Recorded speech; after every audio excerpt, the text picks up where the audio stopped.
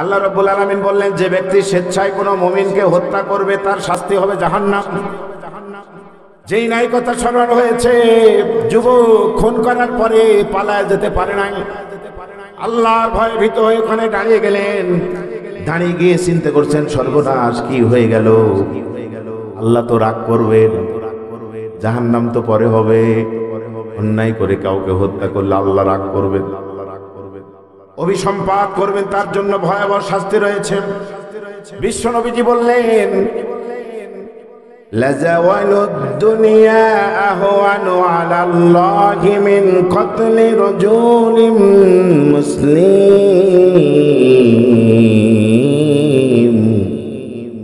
যে ব্যক্তি কোনো মুসলমানকে অযথায় হত্যা করবে, দুনিয়ার সবচাইতে বড় জঘন্য কাজ হলো এটা হলো গুরুতর অপরাধ, নিজেকে এবং জাতিকে ইসলামকে ধ্বংস করার জন্য এটা বড় হাতিয়ার।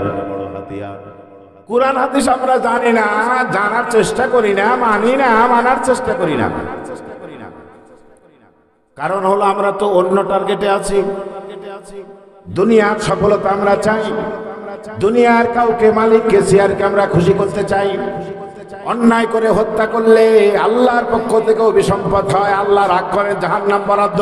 এই ভয় বিচারকদেরও নাই, প্রশাসনেরও নাই, আমাদেরও নাই, দলের লোকদেরও নাই। বিনা বিচারে খুন গুম এদেশের মাটিতে হতেই আছে। আওয়াজ তুলে বলেন ঠিক না ঠিক? বিজয়ী দেশের মানুষগুলির প্রকৃত স্বাধীনতা তখনই ভোগ করতে পারবে যখন বিনা বিচারে অযথায় অন্যায় হওয়া, রক্তপাত বন্ধ হবে, তখনই এদেশে প্রকৃত বিজয় হবে। চিৎকার মেরে বলে ঠিক না ঠিক? আর সেই প্রকৃত বিজয় আনার জন্যই কোরআনের বিজয় দরকার, ইসলামের বিজয় দরকার। Akash TV online, the centre of healthy culture, সুস্থ সংস্কৃতির প্রাণ কেন্দ্র। Akash TV online, the centre of healthy culture, সুস্থ সংস্কৃতির প্রাণ কেন্দ্র। আসসালামু আলাইকুম ওয়া রাহমাতুল্লাহি তাআলা ওয়া বারাকাতুহু। আলহামদুলিল্লাহি নাহমাদুহু ওয়া নাস্তাঈনুহু ওয়া নাস্তাগফিরুহু ওয়া নাউযু বিল্লাহি মিন শুরুরি আনফুসিনা ওয়া মিন সাইয়্যাতি আ'মালিনা। من يهده الله فلا مضل له ومن يضلله فلا هادي له ونشهد أن لا إله إلا الله وحده لا شريك له الذي أرسل رسوله بالحق بشيرا ونذيرا وداعيا إلى الله بإذنه وسراجا منيرا. فقد قال الله تعالى في كلامه المجيد وفرقانه الحميد. সকলে জবান খুলে আমার সঙ্গে পড়ুন। أعوذ بالله من الشيطان الرجيم. بسم الله الرحمن الرحيم. يا أيها الذين آمنوا اصبروا وصابروا ورابطوا واتقوا الله لعلكم تفلحون. صدق الله العظيم. قال النبي صلى الله عليه وسلم لا يدخل الجنة نمام. رواه البخاري. وقال تعالى في شان رسول الله صلى الله عليه وسلم إن الله وملائكته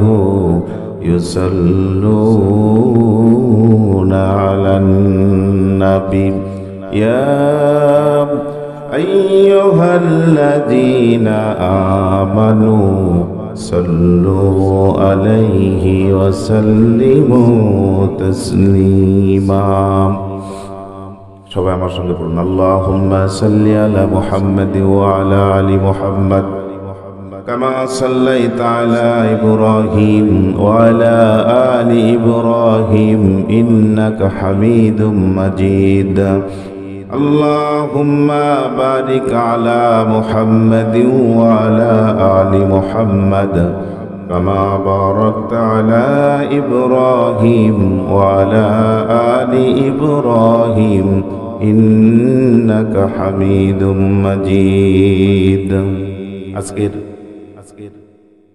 ঐতিহ্যবাহী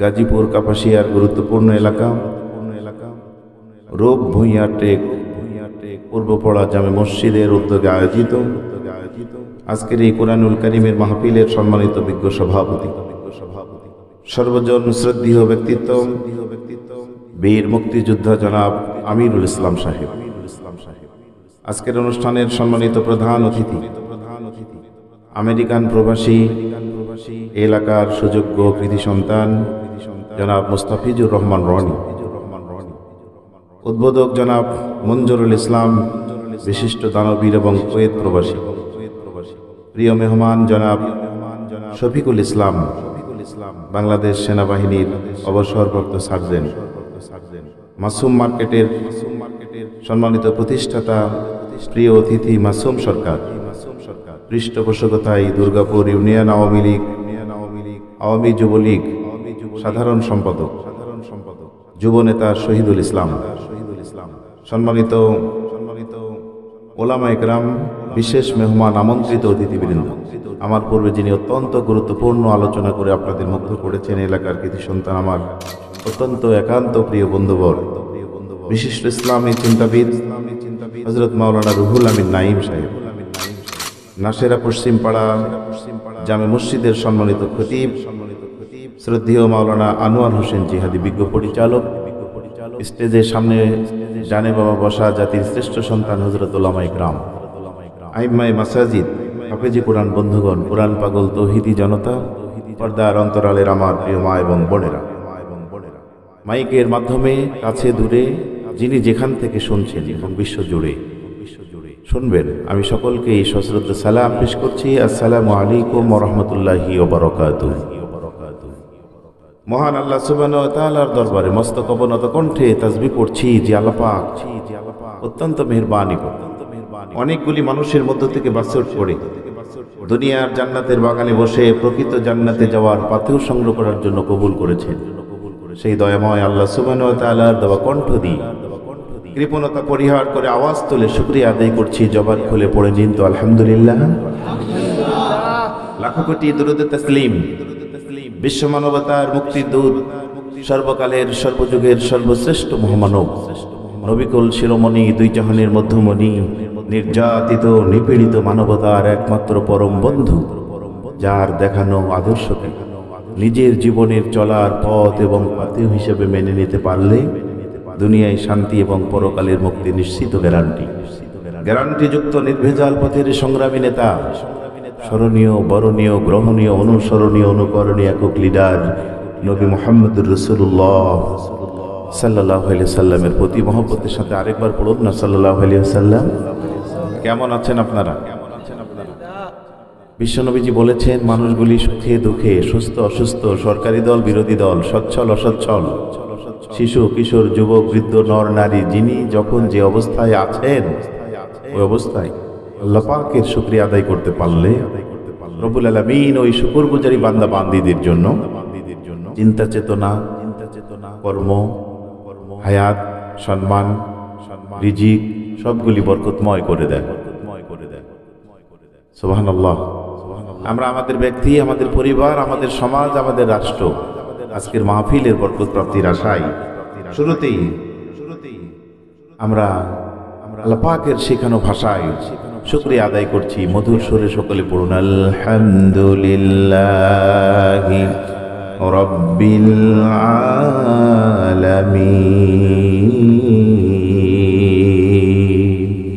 বলুন তো সমস্ত প্রশংসা শুধুমাত্র কার জন্য?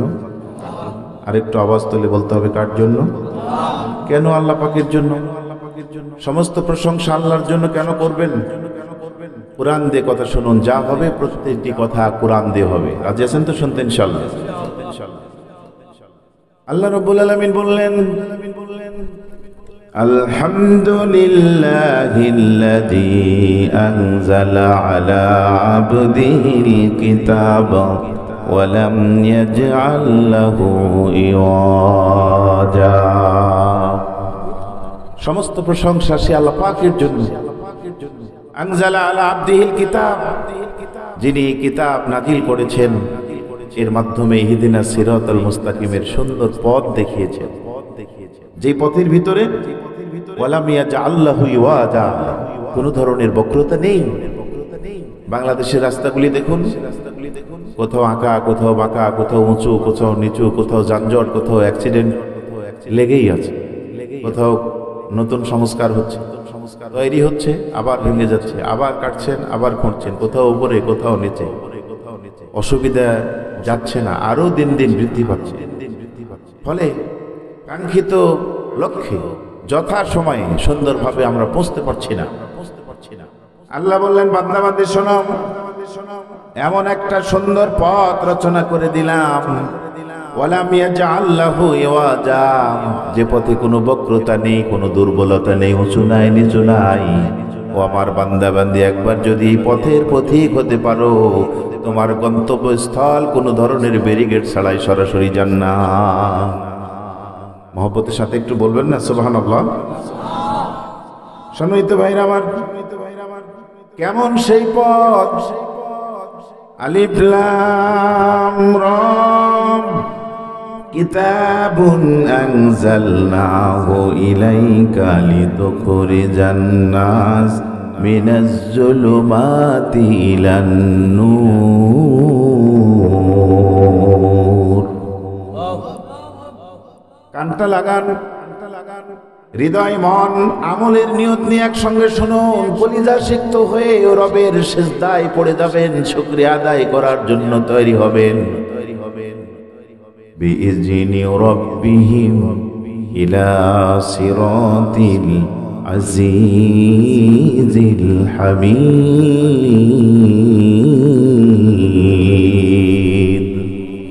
সিরাত মানে রাস্তা, আজিজ মানে সবচেয়ে বড়, হামিদ মানে প্রশংসনীয়। বিশ্বরোড, আমরা কোনগুলোকে বিশ্বরোড বলি? 2 লেন, 3 লেন, 4 লেন, এগুলিকে আমরা বিশ্বরোড বলতেছি। কিন্তু এত যানজট, এত ভাঙা, যে বাজেট হয়েছে তার অর্ধেক ব্যবহার হয় না। একের পর 1% খেয়ে শেষ। হাঁসের মধ্যে যেটি বড় হাঁস, ওরে বলি রাজহাঁস, ঠিক না? জোরে বলুন। রাস্তার মধ্যে যেটি বড় রাস্তা, ওটা বলি রাজপথ। আরে রাজনীতি তো ওটি, অনেকে বলে হুজুর তাফসীর করেন কিন্তু রাজনীতি করেন না। আরে আমরাই তো রাজনীতি করব। সবচেয়ে বড় রাজা যিনি, ওর নীতি যেটা, ওটাই হলো রাজনীতি, বাকি সব অপরাজনীতি। আওয়াজ তুলে বলতে হবে, ঠিক না? তাহলে সবচেয়ে বড় রাজা কে? জোরে বলুন। তার চাইতে বড় চেয়ার আর কারো আছে? হ্যাঁ, কারো নাই। তিনি বসে আছেন কোন চেয়ারে?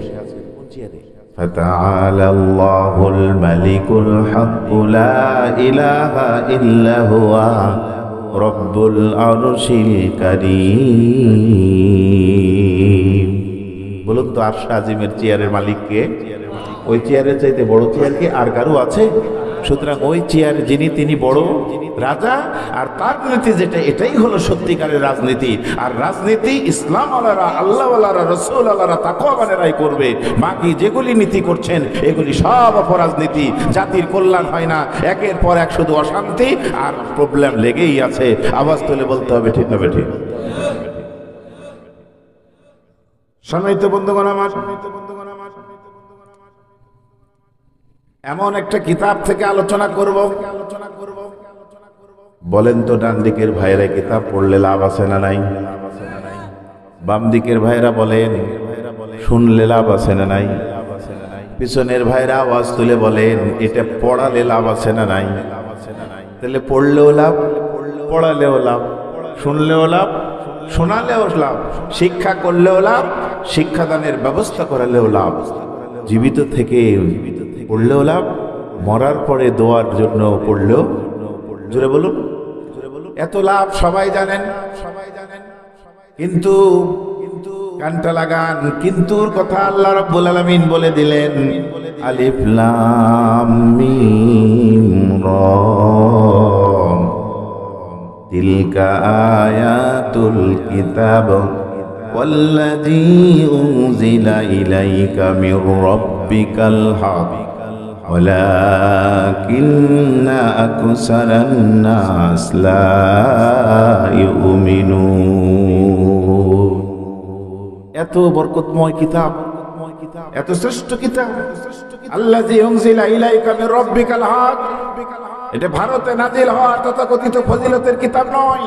কুরআন নাই, হাদিস নাই, ইত্যাদি ইত্যাদি কিতাব মসজিদে মসজিদে নিয়ে পাগল হয়ে যাচ্ছেন। এটা রবের পক্ষ থেকে মহাসত্য, তানজিলুল কিতাবি মিনাল্লাহিল আজিজিল হাকিম, আজিজুল হাকিমের পক্ষ থেকে অবতীর্ণ কিতাব, লা রাইবা ফি মির রাব্বিল আলামিন, গ্যারান্টি যুক্ত সন্দেহমুক্ত কিতাব আল্লাহর পক্ষ থেকে এসেছে। চিৎকার মেরে বলেন কথা ঠিক না ঠিক? এ ভাই, এর চাইতে ফজিলতের কিতাব কি আর হতে পারে? কথা বলেন না, হতে পারে? হতে পারে না। তাহলে এত বরকতময় কিতাব থেকে আলোচনা শুনে আমল করার দরকার আছে না নাই? সমাজের মানুষেরা কেন রে কোরআন না বুঝে করে ভুল, এলাকার লোকেরা কেন রে কোরআন না মেনে করে ভুল। কবরের ভিতরে দিতেই হবে, কবরের ভিতরে দিতেই হবে সবগুলো ভুলের মাসুল। কিছু কিছু মানুষের জীবনে নামাজ না পড়াটাই ভুল। আওয়াজ তুলে বলেন ঠিক না ঠিক? মসজিদের আঙ্গিনায় বসে আমরা আলোচনা শুনছি, কিন্তু আজকে ফজরের নামাজ কয়জন পড়েছে? হাত তুলতে বলবো না। আজকে 5 ওয়াক্ত নামাজ এই দিনে চলে গেল, কয়জন ভাই এবং বোন এখানে 5 ওয়াক্ত নামাজ পড়েছেন? প্রিয় বন্ধুগণ, চলুন না আজকে আমরা একটি মাত্র আয়াত থেকে কিছুটা আলোচনা শুনে আমলের নিয়তে শুনে নিজেকে সমৃদ্ধ করার চেষ্টা চালাই। পারা যাবে তো ইনশাল্লাহ? নিয়ত করা যাবে? বলেন পারা যাবে ইনশাল্লাহ? একটু জিকির করুন, লা ইলাহা ইল্লাল্লাহ, লা ইলাহা, মহব্বতের সাথে সুবহানাল্লাহ ওয়ালহামদুলিল্লাহ, লা ইলাহা, লা ইলাহা ইল্লাল্লাহু মুহাম্মাদুর রাসূলুল্লাহ। মহব্বতের সাথে পড়ুন সাল্লাল্লাহু আলাইহি ওয়াসাল্লাম। চলুন আমরা মাত্র আজকে একটি মাত্র আয়াত নিয়ে ঘন্টাখানেক আলোচনা করে দোয়া করে আমরা শেষ করব। নিয়তটা হবে আমলের নিয়ত। পারা যাবে ইনশাল্লাহ? কে নিয়ত করতে পারেন যে যা এখানে কোরআন থেকে শিক্ষা হবে আমরা বাস্তব জীবনে পরিণত করব? আল্লাহ সুবহানাহু ওয়া তাআলা আমাদের এই নিয়তকে কবুল করুন, বলুন আমিন। কিন্তু শ্রোতা তো সামনেও চলে গেল, এখানে যারা ছিলেন তারাও চলে গেল। জি আসবে না? আচ্ছা, আলহামদুলিল্লাহ। আমাদের বড় ভাই বলেছেন যে আসবে, আশা করছি যে ওনারা অল্প সময়ের ভিতরে খাওয়া দাওয়া করে আবার চলে আসবে। সবাই আমার সঙ্গে মধুর সুরে পড়ুন, আউযু বিল্লাহি মিনাশ শাইতানির রাজীম, বিসমিল্লাহির রহমানির রহিম। ইয়া আইয়ুহাল্লাযীনা আমানু সবিরু ওয়া সাবিরু ওয়া রাবিতু ওয়াত্তাকুল্লাহা লাআল্লাকুম তুফলিহুন।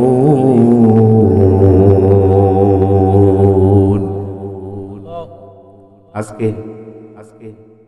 বিজয়ের মাস, দোয়া করছি যাদের জীবন যৌবন ত্যাগ তিতিক্ষার মাধ্যমে প্রিয় মাতৃভূমি বাংলাদেশ দীর্ঘ সময় ধরে যুদ্ধের পরে বিজিত হয়েছে, লাল সবুজের বিজয় পতাকা উড্ডীন হয়েছে।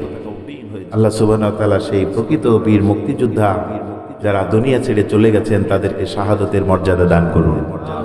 জোরে বলুন আল্লাহুম্মা আমিন। আজও যারা সত্যিকারের মুক্তিযোদ্ধা বাংলাদেশে রয়েছেন, আল্লাহ সুবহানাহু ওয়া তাআলা তাদের নেক হায়াত মর্যাদা আরো বৃদ্ধি করে দিন।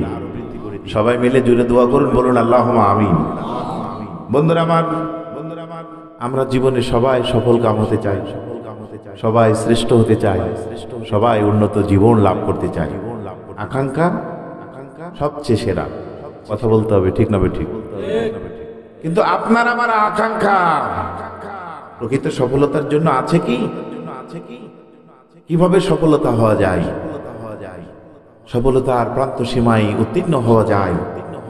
আল্লাহ সুবহানাহু ওয়া তাআলা একটি মাত্র আয়াতে কয়েকটা পরামর্শ দিলেন। হে ইমানদারেরা, তোমরা ধৈর্য ধারণ করো এবং ধৈর্যের প্রতিযোগিতা করো, ধৈর্যের উপরে স্থির থাকো।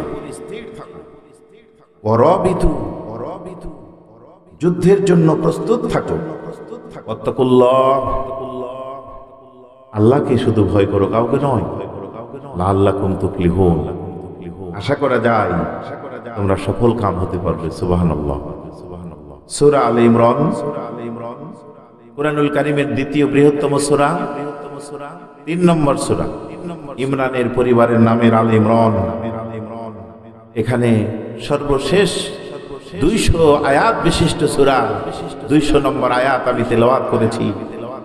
এই আয়াতের ভিতরে আল্লাহ সুবহানাহু ওয়া তাআলা 4টি নসিহত করছেন আমাদের। এই 4টি নসিহত যদি আমরা আমাদের জীবন এবং কর্মের সাথে মিলিয়ে নিতে পারি, তাহলে উলাইকা হুমুল মুফলিহুন লাআল্লাকুম তুফলিহুন, আপনারাই হবেন সফল কাম, আপনারাই হবেন উন্নত জীবন দুনিয়া এবং পরপারে। 4টি গুণ কি? 4টি গুণ হচ্ছে, 1 নম্বর হলো সবর, মানে ধৈর্য। 2 নম্বর হলো মুসাবারা, 3 নম্বর হলো মুরাবাতা, আর 4 নম্বর হলো তাকওয়া। জালিকাল কিতাবু লা রাইবা ফিহি হুদাল লিল মুত্তাকিন। বড় certificate, SSC, HSC, IA, BA, honours, masters, MA, দাখিল, আলিম, ফাজিল, কামিল, ডক্টরস ডিগ্রি নিতে গেলে সার্টিফিকেট আছে না? এটা একটা বিরাট সার্টিফিকেট। এই সার্টিফিকেটটা কারা পাবে? হুদাল লিল মুত্তাকিন, শুধুমাত্র মুত্তাকিরা, তাকওয়াবান, আল্লাহ ভীরুরা, পরহেজগার বান্দা বান্দিরা এই সার্টিফিকেটটা পাবে। আর যিনি এই সার্টিফিকেটটা পাবেন তিনি সরাসরি জান্নাতে চলে যাবেন। জোরে বলুন সুবহানাল্লাহ। এই সার্টিফিকেট নিয়ে জান্নাতে যাওয়ার ইচ্ছা পোষণ এখানে কার কার আছে? 2 হাত তুলে একটু মহান রব্বে কারীমকে দেখায় দেন তো। হাতটা ব্যাখ্যা করে তুললে মানে কিছুটা কোরআন মানবো, কিছুটা অন্য কোনো মানবো। শার্ট করে তুলেন, আল্লাহ পাক কবুল করুন, বলেন আমিন। আরো জোরে বলেন আল্লাহুম্মা আমিন। এত সুন্দর করে হাত তুলেন। এখন চলুন আপনাদের জন্য আলোচনা। প্রিয় বন্ধুগণ, যে 4টির বিষয়ে কথা বললাম, চলুন আমরা সূরা আলে ইমরানের এই নামকরণটা একটু জেনে আসি। কোথায় থেকে এটা নামকরণ করা হলো? আল্লাহ রাব্বুল আলামিন বললেন, ইন্নাল্লাহা আশতাফা আদামা ওয়া নূহা ওয়া আলা ইব্রাহিম ওয়া আলা ইমরান আলাল আলামিন। এই যে আলে ইমরান পাওয়া গেল, এখান থেকে এটার নামকরণ করা হলো আলে ইমরান। মদিনায় অবতীর্ণ দ্বিতীয় বৃহত্তম সূরা আলে ইমরান। আল্লাহ রাসূলের বিশিষ্ট সাহাবী আবু সালামা রাদিয়াল্লাহু তাআলা আনহু একদিন হযরতে আবু হুরায়রা রাদিয়াল্লাহু তাআলা আনহুকে বলছেন, আবু হুরায়রা, তুমি কি এই আয়াতের শানে নুজুল জানো? সবচাইতে বেশি হাদিস বর্ণনা করেছেন যিনি? আবু হুরায়রা বললেন, না, আমি জানি না। তিনি বললেন, শোনো, সে সময় এটা নাজিল হয়েছে যে সময় যুদ্ধ ছিল না, ওই সময় আয়াতটা নাজিল হয়েছে। যারা মসজিদে আবাদ করত, ওয়াক্ত মতো নামাজ পড়ত, নামাজের জন্য যারা পেরেশানি ছিল, যারা জিকির আজকারে মশগুল ছিল, এই সকল ব্যক্তিদের জন্য ইবনে কাসিরের ভিতরে এসেছে উর্দুর ৪র্থ খণ্ডের ৬৭ পৃষ্ঠায় তখন আয়াতে কারিমা নাজিল। সম্মানিত বন্ধুগণ, আমরা এই আয়াতের শানে নজুল জানলাম। এখন চলুন ব্যাখ্যায় চলে যাই। ওই ব্যক্তির সফল কাম হবে। সফলতার টার্গেটও তো থাকা লাগবে না? আমি এভাবে বলে থাকি, ছোট ছোট বাচ্চারা ক্রিকেট খেলে, এই যে দুঃখ লাগে কি জানেন, 16ই ডিসেম্বর বিজয় দিবস, মোড়ে মোড়ে রাস্তাঘাটে শিক্ষা প্রতিষ্ঠানে পথে প্রান্তরে শহীদ মিনারে সব জায়গায় গিয়ে আজকে অপসংস্কৃতির বিস্তার আমরা দেখতে পাচ্ছি। কি দেখছি? ফুল দেওয়া হচ্ছে, নাচ গান হচ্ছে, খেলাধুলা হচ্ছে, সংস্কৃতি হচ্ছে, নৃত্য নাচ গান হচ্ছে, শিল্পীদের নিয়ে উলঙ্গপনা বেহায়পনা যেন আরেকটি উন্মুক্ত সয়লাবের আরেক নাম হলো 16ই ডিসেম্বর। জোরে বলতে হবে কথা, ঠিক না ঠিক? ভালো করে বুঝে উত্তর দিবেন। কিন্তু কি লাভ ভাই? কোন দিকে লাভ নেবেন আপনি আর করতেছেন কি? যারা বিজয় ছিনিয়ে আনলো তাদের জন্য এরকম নৃত্য করে গান করে ফুল দিয়ে খেলাধুলা করে কি কোনো লাভ হবে? কথা বলতে লাভ হবে? বরং বলুন তো, মাদ্রাসায় মসজিদ গুলিতে শহীদ মিনারে কোরআন খতম করে কুরআনুল কারীম তেলাওয়াত করে যদি দোয়া করা হয়, সামনের বড় ভাই বলেন তো লাভ হবে না? হবে না? তাহলে যেটাতে লাভ হবে আমরা বুঝি। ওই যে আল্লাহ তাআলা বললেন, অধিকাংশ মানুষ বুঝে না, ঈমান আনবে না, আমল করবে না। আমরা এখন অবুঝদের মধ্যে চলে গেছি। সবাই কিন্তু জানেন যে কোরআন পড়লে মৃত ব্যক্তিদের জন্য দোয়া করলে লাভ আছে। আপনি এটা বাদ দিয়ে নাচ গান করতেছেন, খেলাধুলা করতেছেন, তাদের জন্য কি কোনো লাভ হলো? জোরে বলে লাভ হলো? দ্বিতীয়টা হলো, দেশের উন্নয়নের জন্য যদি আপনি এই দিনকে কাজে লাগান, বিজয় তো সেজন্য হয়েছে, লাল সবুজের বিজয় পতাকা উড্ডীন হবে, পথ পথ করে উড়বে সারা পৃথিবীর বুকে, দুর্নীতি মুক্ত, সন্ত্রাস মুক্ত, ইফটিজিং মুক্ত, মাদক মুক্ত, জুলুম নির্যাতন মুক্ত, সুখী সমৃদ্ধ নিরাপত্তাশীল দেশ, সোনার মদিনার মতো সোনার বাংলা প্রতিষ্ঠিত হবে, বিশ্ব মানচিত্রে এটি উজ্জ্বল হবে। ঠিক না ঠিক? আচ্ছা, সেটাও যদি করতে চান, মুরব্বীরা বলেন তো, নাচ গান করে আর এই খেলাধুলা করে সেই বরকত কি আল্লাহর কাছে পাওয়া যাবে? আল্লাহ পাক বরকতের রাস্তা কি বললেন? জনপদের লোকেরা যদি আল্লাহ ভীরু হয়ে যেত, আল্লাহর কাজ করতেন, তাহলে এই জমিনের জন্য, জমিনের এবং আসমানের বরকতের দরজা তাদের জন্য আল্লাহ পাক খুলে দিতেন। আল্লাহু আকবার বলেন। তাহলে বরকতের জন্য যারা এটা বিজয় আনলো তাদের কল্যাণের জন্য যা করা দরকার আমরা ওটা করি না, বরং উল্টাই করতেছি। চিৎকার মেরে বলেন কথা, ঠিক না ঠিক? আপনি যে সফল কাম হবেন, মরতে সবাইকে হবে এটা আমরা সবাই জানি। যে কোনো সময় মৃত্যু হবে, মৃত্যুর সময় আমাদের জানা নাই, যে কোনো সময় চলে যেতে পারি। ঠিক না ঠিক? এটা জানার পরেও দেখেন আমাদের কেন চিন্তা ফিকির আসে না? টার্গেট কেন সফলতার নেই? বেশি বক্তব্যের দরকার নাই, একটু কথাই যথেষ্ট আপনাদের আমলের জন্য। ছোট ছোট বাচ্চারা ক্রিকেট খেলে, ওদেরকে একদিন ডেকে বললাম, এই তুমি তো নিয়মিতই খেলো, তো তোমার একটা টার্গেট আছে, কি বলো তো? ছোট ছোট বাচ্চারা বলছে, স্যার আমার টার্গেট হলো সচিন টেন্ডুলকারের মতো হতে চাই, আমার টার্গেট হলো গেলের মতো হতে চাই, আমার টার্গেট হলো অলরাউন্ডার সাকিব আল হাসানের মতো হতে চাই। ভালো করে শুনেন ইমানদারেরা, ছোট ছোট ছেলেরা খেলে, তাদের একটা টার্গেট আছে। ফুটবল যারা খেলছে ওদেরকে ডাকছিলাম একদিন, ডেকে বললাম, তোমরা খেলছো, তোমাদের কি স্বপ্নটা কি? তাহলে আমরা বিজয় হব, শুধু এখানেই পুরস্কার আনবো না, আমার ব্যক্তিগত টার্গেট হলো নেইমারের মতো হতে চাই, মেসির মতো হতে চাই, রোনাল্ডিনহোর মতো হতে চাই, ম্যারাডোনার মতো হতে চাই, পেলের মতো হতে চাই। চিন্তা করছেন? এই ছোট ছোট বাচ্চারা যে যেটা করতেছে ওটার বিশ্ব সেরা হতে চাই। আমি এখন প্রশ্ন করি, ও নামাজি ভাইয়েরা, চুল দাড়ি পেকে অর্ধেকের বেশি কবরে চলে গেছেন, যারা দাড়ি মোছ উঠেনি তারাও কিন্তু যে কোনো সময় কবরে যেতে পারেন। ঠিক না ঠিক? আমার বন্ধুগণ, কবর পথের যাত্রীরা ভালো করে মিলাও, খেলোয়াড়েরা বিশ্ব সেরা হওয়ার টার্গেট করে। তুমি যে নামাজ পড়ো, তুমি যে ঈমান এনেছ, তুমি যে আমল করো, তোমার কি কখনো ভিতরে টার্গেট এসেছে এই জমিনে 1 নম্বর জান্নাতের ব্যক্তির ঘোষণাপ্রাপ্ত হলো আবু বকর, 2 নম্বর হলো ওমর, উসমান আলী। আমি নামাজ পড়ি, আমি রোজা রাখি, আমি কোরআন পড়ি, আমি ইসলামী আন্দোলন করি, আমার টার্গেট হলো ওমর আবু বকরের মতো ইমানদার হতে চাই। টার্গেট কি হয়েছে? তাহলে সফলতা কেমনে আসবে? কি আমল তারা করেছিলেন, চিন্তা কি আসে না ভিতরে? ও কবর পথের যাত্রীরা ভালো করে শোনো,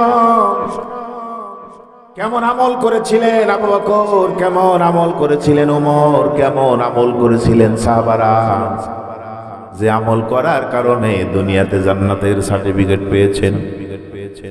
আর আমরা সার্টিফিকেট তো অনেক বড় ব্যাপার, জান্নাতে যেতে পারবো কিনা এটাই বিশ্বাস নাই। চিৎকার মেরে বলতে হবে কথা, ঠিক না ঠিক? তো ওই কোরআন যখন ছিল, ওই কোরআন এখন আছে না নাই? কথা বলেন, আছে না নাই? এই কোরআন এখনো আছে, কিন্তু ওইরকম ঈমান নাই। ঈমানদার যে হতে হবে এই স্বপ্নটাও আমাদের ভিতরে নাই। বিশ্বনবী জনাবে মুহাম্মদুর রাসূলুল্লাহ সাল্লাল্লাহু আলাইহি সাল্লাম বলছেন, খায়রুন নাস করনি সুম্মাল্লাযীনা ইয়ালুনাহুম সুম্মাল্লাযীনা ইয়ালুনাহুম। রাসূলের কথা মনোযোগ সহকারে শুনুন। বিশ্বনবীজি বললেন, বুখারী শরীফের 2652 নম্বর হাদিস, মানুষের মধ্যে উত্তম লোক হলো আমার যুগের লোক, এরপরে তারপরে ইমানদার, তারপরে ইমানদার। কেন বললেন জানেন? দেখুন তাদের ঈমান এবং আমল, চিন্তা এবং কর্ম ভালো করে মিলান, আর আমরা আমাদের সাথে মিলাই।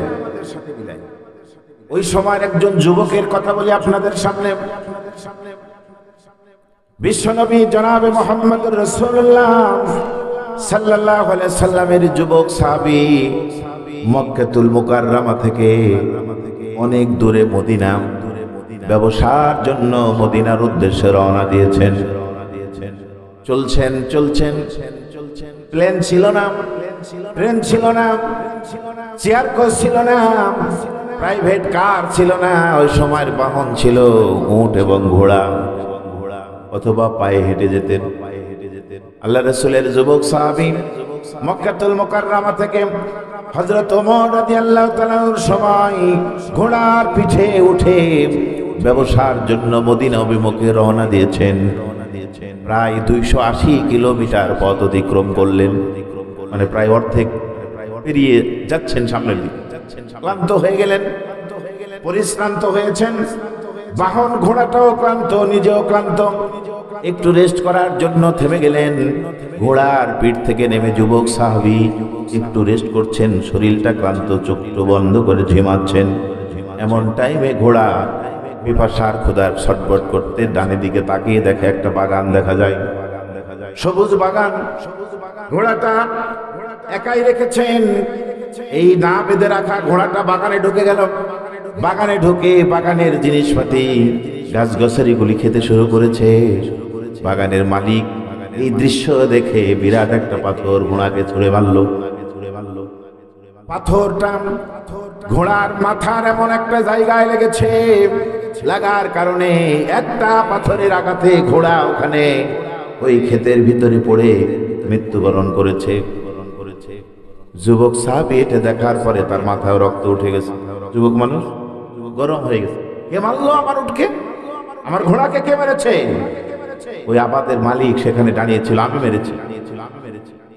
উনিও রাগ করে বিরাট একটা পাথর, কাটা পাথর নিয়ে এমন করে মারলেন, বাগানের মালিকের মাথার পিছন দিকে লাগলো, যেখানে ব্রেন থাকে। বাগানের মালিকও মরে গেছে। মরে যাওয়ার পরে এই যুবক সাহাবী চিন্তা করেছে, সর্বনাশ, কি করে ফেললাম, এটা তো অন্যায় হয়ে গেল। লড়তে পারে না, অন্যায়ের কারণে সরতে পারে না, কিন্তু মৃত্যুর ঘটনাটা কেন ঘটলো দেখুন। কান খুলে শুনুন, মনোযোগ সহকারে শুনতে থাকুন। সম্মানিত ভাইরা আমার, দুইজনারই রাগ হলো। রাগ করে উনি ওনার ঘোড়াকে মারলেন, আর ইনি মালিককে মেরে ফেললেন।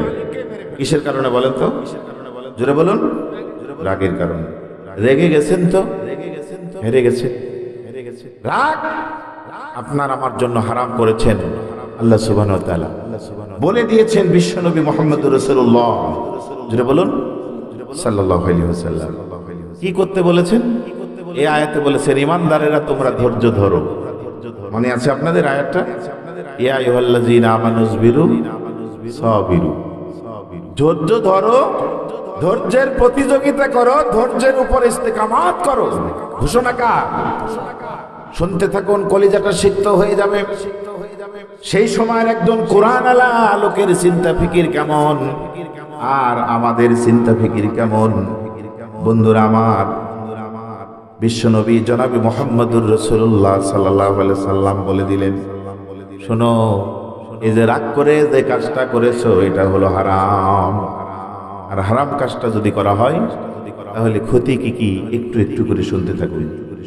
সম্মানিত ভাইরা আমার, এক ব্যক্তি এসে বিশ্বনবী জনাবে মুহাম্মদুর রাসূলুল্লাহ সাল্লাল্লাহু আলাইহি সাল্লামকে বলেন, হে রাসূল, আমাকে কিছু নসিহত করুন, এমন একটা কথা আমাকে বলুন যেটা আমল করলে আমার সফলতা হবে। কথায় আছে না, সবরে মেওয়া ফেলে, শুনেছি আমরা, সবরে মেওয়া ফেলে। আর আমরা দেখছি যে ধৈর্য ধরলে খালি মার খেতেই হয়, তো মেওয়া ফেলে কখন? কিন্তু আল্লাহর কথাই সত্য, রাসূলুল্লাহ সাল্লাল্লাহু আলাইহি সাল্লামের কথাই মহাসত্য। কথা বলেন ঠিক না ঠিক? কত পার্সেন্ট সত্য? কথা বলেন না একটু ভাই, মন খারাপ খুব আপনাদের, একটু কথা বলেন, আল্লাহর কথা কত পার্সেন্ট সত্য? 100% সত্য। সাহাবী এসে বলছে, হে রাসূল সাল্লাল্লাহু আলাইহি সাল্লাম, আমাকে এমন একটা উপদেশ দেন যে উপদেশটা মান্য করলে, আমল করলে আমার খুব লাভ হবে। বিশ্বনবী সাল্লাল্লাহু আলাইহি সাল্লাম বললেন, ক্বালা লা তাগদাব, তুমি ধৈর্য ধরো, রাগান্বিত হও না, রাগ করো না। বারবার লোকটা বলছে, রাসূল আমাকে ফাররাদা মিরারান, আমাকে উপদেশ দেন, আমাকে উপদেশ দেন। আল্লাহ রাসূল 3 বারই বললেন, লা তাগদাব, তুমি রাগ করো না। আল্লাহু আকবার। কেন বললেন দেখুন, এ রাগ এমন একটা খারাপ জিনিস, ঝড় এসে যেমন, সিডর এসে যেমন সব তছনছ করে দেয়, বোঝা যায় না, পরবর্তীতে বোঝা যায় যে গাছ কোনটা উপড়ে গেল, গরু কোথায় উড়ে চলে গেল, জলোচ্ছ্বাসে সবকিছু তছনছ হয়ে গেল। প্রচন্ড ঘূর্ণিঝড়ের পরে ক্ষতিটা বোঝা যায়, ঠিক না? ঠিক। শয়তান এসে রাগের সময় ঝড় তুলে দেয়, রাগের মাথায় মানুষ যা করে এটা তার ঘুরে ফিরে নিজের জন্যই ক্ষতি হয়ে যায়। কেমন ক্ষতি দেখুন, একটা বাস্তব উদাহরণ। একবার এক বিষধর সাপ রাস্তা দিয়ে যাচ্ছে, সাপের কাজই তো খালি একা একা হয়ে যাওয়া, সোজা করে যেতে পারে না, ঠিক না? ঠিক বলেন। একটা ধারালো তরবারি পড়ে আছে, সাপটা সোজাই চলে যায়, ওই সোজা না গিয়ে একা একা করে যাচ্ছে। আর এই ব্যক্তি এইভাবে যারা একা একা পথ চলে, এই দিন আর সিরাতাল মুস্তাকিমের পথ চলে না, তারা এরকমই দেখেন, সোজা চলে গেলে লাগে না আঘাত, কিন্তু একা একা করতে গিয়ে ধারালো তরবারির মাথায় তার মাথার আঘাত লেগে গেল। ও তখন রাগ করে তরবারির উপরে সবল মারতে লাগলো। আচ্ছা আপনারা বলেন তো, ধারালো তরবারিতে উল্টে যদি সবল মারে, তরবারিকে লাগবে না সাপকে লাগবে? সবল মারার কারণে তাকে যখন লাগছে তখন উঠে আরো রাগ বেশি হয়ে গেছে, রাগ থামাতে না পেরে রাগের মাথায় এবং গোটা ধারালো তরবারি এবার তার যে কাজ, গোটা শরীরটা দিয়ে পেঁচায় ফেললো। পেঁচায় চাবল মারে, সবল মারবে। এখন আপনারা বলেন তো, রাগ করে শত্রু মনে করে ওই তরবারিকে যদি সে পেঁচাইয়া জোরে একদম চিপন দিয়ে সবল মারতে যায়, প্রতিকার হবে? সাপ নিজে টুকরো টুকরো হয়ে গেল। প্রিয় ভাইরা আমার, শত্রু মনে করে তরবারিকে সে আঘাত করে নিজের ক্ষতি হলো। বোঝা গেল, রাগ যে করবে, ছেলে হোক আর মেয়ে হোক, ক্ষতি অবশেষে তার নিজেরই হবে। একটু আওয়াজ তুলে বলেন, কথা ঠিক না ঠিক? সম্মানিত ভাইরা আমার, কি কি ক্ষতি হতে পারে লক্ষ্য করুন। 1 নম্বর হলো, ক্ষতিটা এত বেশি হবে যে সম্পর্ক আপনার ছিল, সম্পর্কটা হৃদয় থেকে বিচ্ছিন্ন হয়ে যাবে, ক্ষত হয়ে যাবে, দুর্যোগ চলে আসবে, সুযোগ নষ্ট হয়ে যাবে, জীবনে আসবে রোগ, শোক, হতাশা এবং ব্যর্থতা। রাগ যিনি করবেন, জীবন যুদ্ধের প্রতিটি ক্ষেত্রেই তিনি হেরে যাবেন, কোথাও জিততে পারবেন না।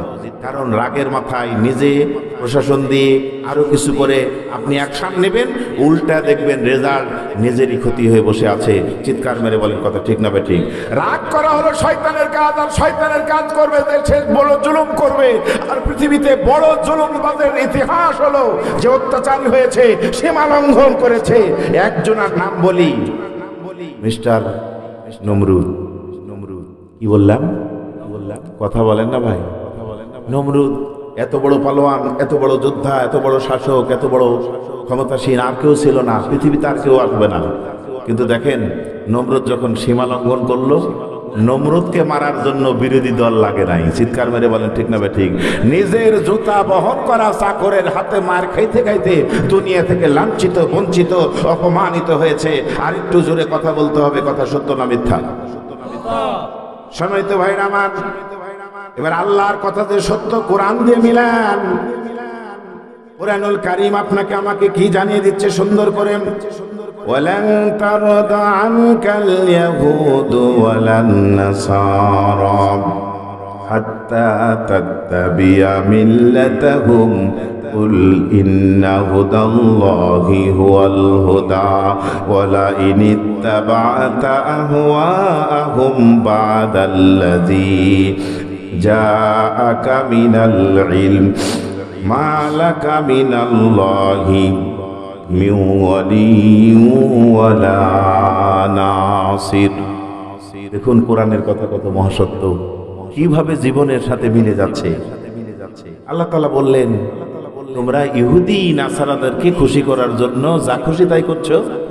কোরআনের কথা, ইসলামের কথা তোমাদের কর্ণকহরে পৌঁছে দেওয়ার পরেও শোনো, ওদেরকে কিন্তু খুশি করতে পারবে না সরাসরি, ওদের দলে যুক্ত না হলে। প্রকৃত হেদায়েতের মালিক কিন্তু আল্লাহ। তাহলে আল্লাহর হেদায়েতের পথ বাদ দিয়া বক্র পথে ইহুদি, খ্রিস্টান আর পশ্চিমাদের সংস্কৃতি গ্রহণ করে যা খুশি তাই করে ওদেরকে খুশি করতে চাচ্ছ। তোমরা যদি কিতাব আসার পরেও, সুন্দর কথা তোমাদের কর্ণকুহরে যাওয়ার পরেও এরকম সীমা লঙ্ঘন করো, তাহলে আল্লাহ তাআলা বললেন আল্লাহর পক্ষ থেকে এমন হবে, তোমার কিন্তু কোনো অভিভাবক থাকবে না, কোনো সাহায্যকারীও তুমি পাবে না। এবার কোরআনুল কারীমের কথায় দুই একটা দৃশ্য দেখুন। এই সমাজে সম্প্রতি কিছু মানুষ দেখেছেন উন্মাদ হয়েছে, ক্ষমতার কারণে, পাওয়ারের কারণে, রক্তের কারণে, যৌবনের কারণে যা খুশি তাই করছে। ভালো মন্দ এটা জানে, তারপরেও কথাও বেপরোয়া, কাজেও বেপরোয়া। আওয়াজ তুলে বলেন ঠিক না ঠিক? আল্লাহর কথা মিলান। আল্লাহ বললেন, আল্লাযী জাআকা মিনাল ইলম। কুরআনের এই কথাগুলি কর্ণকুহরে যাওয়ার পরেও মা লাকা মিনাল্লাহি মিন ওয়ালিয়্যিন ওয়ালা নাসির। যারা অপরাধ করবে, সীমা লঙ্ঘন করবে, তাদের পৃথিবীতে কোনো অভিভাবক থাকবে না, কোনো সাহায্যকারী থাকবে না, আখিরাতেও পাবে না। আওয়াজ তুলে কোন আল্লাহু আকবার। দেখুন তো, আজকে সীমা লঙ্ঘন করলো, যা খুশি তাই বললো। মানুষের অপরাধ খোঁজার জন্য নিরপরাধ মানুষগুলিকে অপরাধী বানাইয়া দুনিয়া থেকে উঠে দেওয়ার আওয়াজ যে তুলল, অবশেষে দেখেন সেই মানুষটার পরিণতি এত ভয়াবহ হলো, পৃথিবীর কোনো স্থানে পালিয়ে গিয়েও কেউ জায়গা দিল না, ঢুকতেই পারলো না। চিৎকার মেরে বলেন কথা ঠিক না ঠিক? আরো জোরে বলেন না, কথা ঠিক কিনা? কিতাব মিলাচ্ছেন, বাস্তবতা মিলাচ্ছেন, কোরআনের কথা কত সত্য, এটা কি আপনারা খেয়াল করেছেন? প্রিয় বন্ধুগণ আমার, লক্ষ্য করুন, ভালো করে মিলান, কান খুলে শুনুন, আর বাস্তবতার সাথে মেলানোর জন্য চেষ্টা করতে হবে। প্রিয় ভাইরা আমার, এইগুলি আমরা শোনার পরে, বোঝার পরে নিজেরা কেন সচেতন হচ্ছেন? কেন নিজেরা এই জায়গা থেকে ফিরে আসতেছি না? বিশ্বনবী জনাবে মুহাম্মদুর রাসূলুল্লাহ সাল্লাল্লাহু আলাইহি ওয়াসাল্লাম বললেন, বলো তো সাহাবীরা, তোমাদের ভিতরে বড় বাহাদুর কে? একজন বলল, হুজুর মারামারিতে যে ভালো পারে সে। আরেকজন বলল, এভাবে কুস্তি খেলায় যে পারে সে। আল্লাহ নবী মুহাম্মদুর রাসূলুল্লাহ সাল্লাল্লাহু আলাইহি ওয়াসাল্লাম বললেন, না, ইন্নামা শাদীদুল্লাযী ইয়ামলিকু নাফসাহু ইনদাল গাদাব। আওয়াজ তুলে বল আল্লাহু আকবার। রাগের মাথায় যে ধৈর্য ধারণ করতে পারে সেই হলো বড় বাহাদুর। এবার ওই যুবকের দিকে তাকান। যুবক যখন অন্যায় করতে লাগলো, রাগ করে মেরে ফেললো। আপনারা বলেন তো, ঘোড়া আর উট যেটাই বলেন, একটা আবাদ খেলো বা গাছের পাতা খেলো, ডাল খেলো, এটার জন্য কি ঘোড়া মারি ফেলতে হবে? বলেন, মারি ফেলতে হবে? যতটুকু অপরাধ করেছে ততটুকু শাস্তি দাও। রাগ করে মেরে ফেললো, এই যুবক আবার রাগ করে মেরে ফেললো। ফলে রাগ যখন আসে তখন শয়তান ঘন্টা বাজায়। শয়তান তখন তাকে দিয়ে অপরাধ করায়। অপরাধ যখন হয়ে যায় তখন শয়তান টাকা দিয়ে চলে যায় যে তুমি অন্যায় করেছো, এখন বুঝো ঠেলা। এটাই তো আমার কাজ ছিল, যে তোমার আল্লাহর বান্দাকে একটাও জান্নাতে যেতে দেবো না, যত বড় বড় অপকর্ম সেগুলি করাবো। অপকর্ম শেষ, শয়তান এবার টাকা দিয়ে চলে যায়। যেই না শয়তান চলে যায় তখন ইমানদারের ইমান জাগ্রত হয়ে যায়। আমার বন্ধুগণ, রাগ করে যখন হত্যা করলাম, কলিজার ভিতরে ভয় শুরু হয়ে গেল। আল্লাহ রাসূলের সাহাবীর কুরআনুল কারীমের আয়াতটা মনে হয়ে গেল, হৃদয় থেকে তেলাওয়াতটা যেন এমনি হয়ে আসতেছে, ওয়া মাইয়াকুতুল মুমিনাম মুতাআম্মিদান ফাজাযাহু জাহান্নামা খালিদান ফিহা ওয়া গাদিবাল্লাহু আলাইহি ওয়া লা'নাহু ওয়া আ'আদ্দা লাহু আযাবান আযীমা। বলুন না আল্লাহু আকবার। আর একটু জোরে আওয়াজ তুলে হবে আল্লাহু আকবার। আল্লাহ রাব্বুল আলামিন বললেন, যে ব্যক্তি স্বেচ্ছায় কোনো মুমিনকে হত্যা করবে তার শাস্তি হবে জাহান্নাম। যেই নাই কথা স্মরণ হয়েছে, যুবক খুন করার পরে পালায় যেতে পারে নাই, আল্লাহর ভয়ে ভীত হয়ে ওখানে দাঁড়িয়ে গেলেন। দাঁড়িয়ে গিয়ে চিন্তা করছেন, সর্বনাশ কি হয়ে গেল, আল্লাহ তো রাগ করবেন, জাহান্নাম তো পরে হবে, অন্যায় করে কাউকে হত্যা করলে আল্লাহ রাগ করবেন, অভিসম্পাত করবেন, তার জন্য ভয়াবহ শাস্তি রয়েছে। বিশ্ব নবীজি বললেন, লাযাওয়ালুদ দুনিয়া আহওয়ানু আলাল্লাহি মিন কতলি রাজুলিন মুসলিম। যে ব্যক্তি কোনো মুসলমানকে অযথায় হত্যা করবে, দুনিয়ার সবচাইতে বড় জঘন্য কাজ হলো এটা। এটা হলো গুরুতর অপরাধ, নিজেকে এবং জাতিকে, ইসলামকে ধ্বংস করার জন্য এটা বড় হাতিয়ার। কুরআন হাদিস আমরা জানি না, জানার চেষ্টা করি না, মানি না, মানার চেষ্টা করি না। কারণ হলো আমরা তো অন্য টার্গেটে আছি।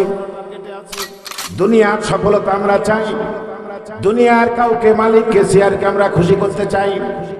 অন্যায় করে হত্যা করলে আল্লাহর পক্ষ থেকে অভিসম্পদ হয়, আল্লাহ রাগ করেন, জাহান্নাম বরাদ্দ। এই ভয় বিচারকদেরও নাই, প্রশাসনেরও নাই, আমাদেরও নাই, দলের লোকদেরও নাই। বিনা বিচারে খুন গুম এদেশের মাটিতে হতেই আছে। আওয়াজ তুলে বলেন ঠিক না ঠিক?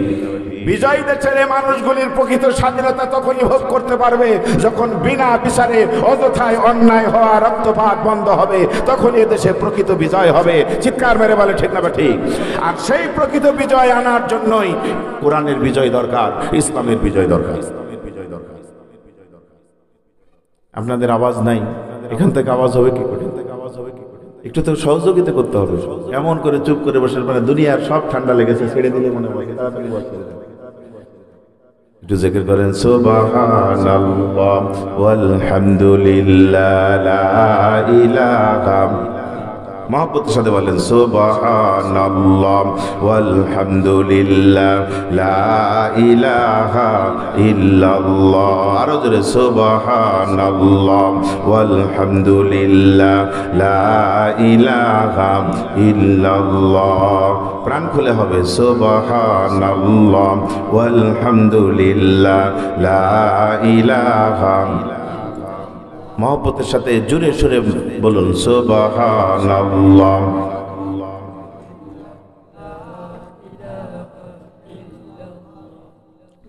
লা ইলাহা ইল্লাল্লাহু মুহাম্মাদুর রাসূলুল্লাহ। বলুন না সাল্লাল্লাহু আলাইহি সাল্লাম। ভাইজান, কোরআন দিয়ে কথা বলছি, খারাপ লাগছে শুনতে? হত্যা করলো দেখুন, ইমানদারের ইমান কত বড়, কত মজবুত। আমি উদাহরণ দিয়ে থাকি ভাবে, বলেন তো আপনারা, একজন লোক কাঁচা পেঁয়াজ খেলো, হুজুর আপনি বলেন, কাঁচা পেঁয়াজ গোটা একটা খাইলো, এরপরে পোলাও খান, কোরমা খান, বিরিয়ানি খান, দই খান, মিষ্টি খান, ঠান্ডা খান, পান খান, আরো কিছু খান। বলুন তো বড় ভাই, এত কিছু খাওয়ার পরেও ঢেকুর যদি উঠে, ওঠে কিসের উঠবে? পেঁয়াজের, কারণ ওর ঝাঁজ বেশি। আমার ভাইরা, ডিসেম্বর মাস অর্ধেক পাড়ি দিয়েছে, শেষের পথে। জানুয়ারি থেকে নতুন শিক্ষাবর্ষ শুরু হবে। আমি অনুরোধ করব, ঘরে ঘরে প্রত্যেকটা ছেলে মেয়েকে আপনারা প্রথম শিক্ষা দেন, কালেমার শিক্ষা, ইসলামের শিক্ষা, কোরআনের শিক্ষা। এরপর ইঞ্জিনিয়ার বানান, ডাক্তার বানান, বিজ্ঞানী বানান, চিকিৎসক বানান, যা খুশি তাই বানান। ওই ব্যক্তির কর্মময় জীবনে প্রথমে পেঁয়াজ খাওয়ায় ভালো ভালো খাবার দিয়া লল্লি পর্যন্ত লোড করে দিলেও ঢেকুর যেমন পেঁয়াজের উঠবে, কোরআনের কালেমার আওয়াজ ভিতরে দিয়ে দেন। ওই ব্যক্তিরে যেটা বানান না কেন, আমেরিকা প্রবাসী হোক, কুয়েত প্রবাসী হোক, অস্ট্রেলিয়া হোক, কানাডা হোক, যেখানেই রাখেন না কেন, আপনার পরিবেশ থাক আর না থাক, কোরআনের শিক্ষা, কালেমার বুনিয়াদী শিক্ষা যদি ভিতরে দিতে পারেন, কর্মময় জীবনের যে কোনো জায়গা থেকে ওই মানুষের আমল হবে কোরআনের আলোকে আমল। চিৎকার মেরে বলেন ঠিক না বেটি? সুতরাং আপনাকে কালেমার শিক্ষা দিতে হবে, ইসলামের শিক্ষা দিতে হবে, কোরআনের শিক্ষা দিতে হবে, সিবগত আল্লাহ, আল্লাহ রঙে রঙিন করতে হবে। পারা যাবে? আমার বন্ধুগণ, কোরআনের উত্তর শুনে যদি বানান আর পুলিশ অফিসার বানায় অস্ত্র দেন, আর ওই পুলিশ অফিসারকে যদি অন্য কোনো বস বলে গুলি করে মারো, চাকরির জন্য বন্দুক আছে, গুলি ধরবে, কিন্তু কোরআন যদি তার ভিতরে থাকে, কোরআনুল কারীমের আয়াত যদি তার মনে হয়ে যায়, কখনো গুলি করতে পারবে না। এই লোকটা দেখুন মেরে ফেললো, কিন্তু ওখান থেকে ইচ্ছে করলে পালাতে পারতো, পালাতে পারতো না। ওই যে যুবক মেরে ওখানে দাঁড়িয়ে আছে, কেন দাঁড়িয়ে আছে? কোরআন দিয়ে কত শুনো, ইন্নাল্লাযীনা ইয়াকফুরুনা বিআয়াতিল্লাহ ওয়া ইয়াকতুলুনান নাবিয়্যিনা বিগাইরি হক ওয়া ইয়াকতুলুনাল্লাযীনা ইয়া'মুরুনা বিল কিসতি মিনান নাস ফাবাশশিরহুম বিআযাবিন আলীম। যারা অন্যায় করে নবীদের হত্যা করবে, এখন তো নবী নাই, ওই কথাও আল্লাহ বলে দিলেন, কোরআন তো সকলের জন্য, আমাদেরও জন্য। তখন নাজিল হয়েছে শুধু তখনকার মানুষের জন্য না, এখন পর্যন্ত সকলের জন্য। চিৎকার মেরে বলতে হবে ঠিক না ঠিক?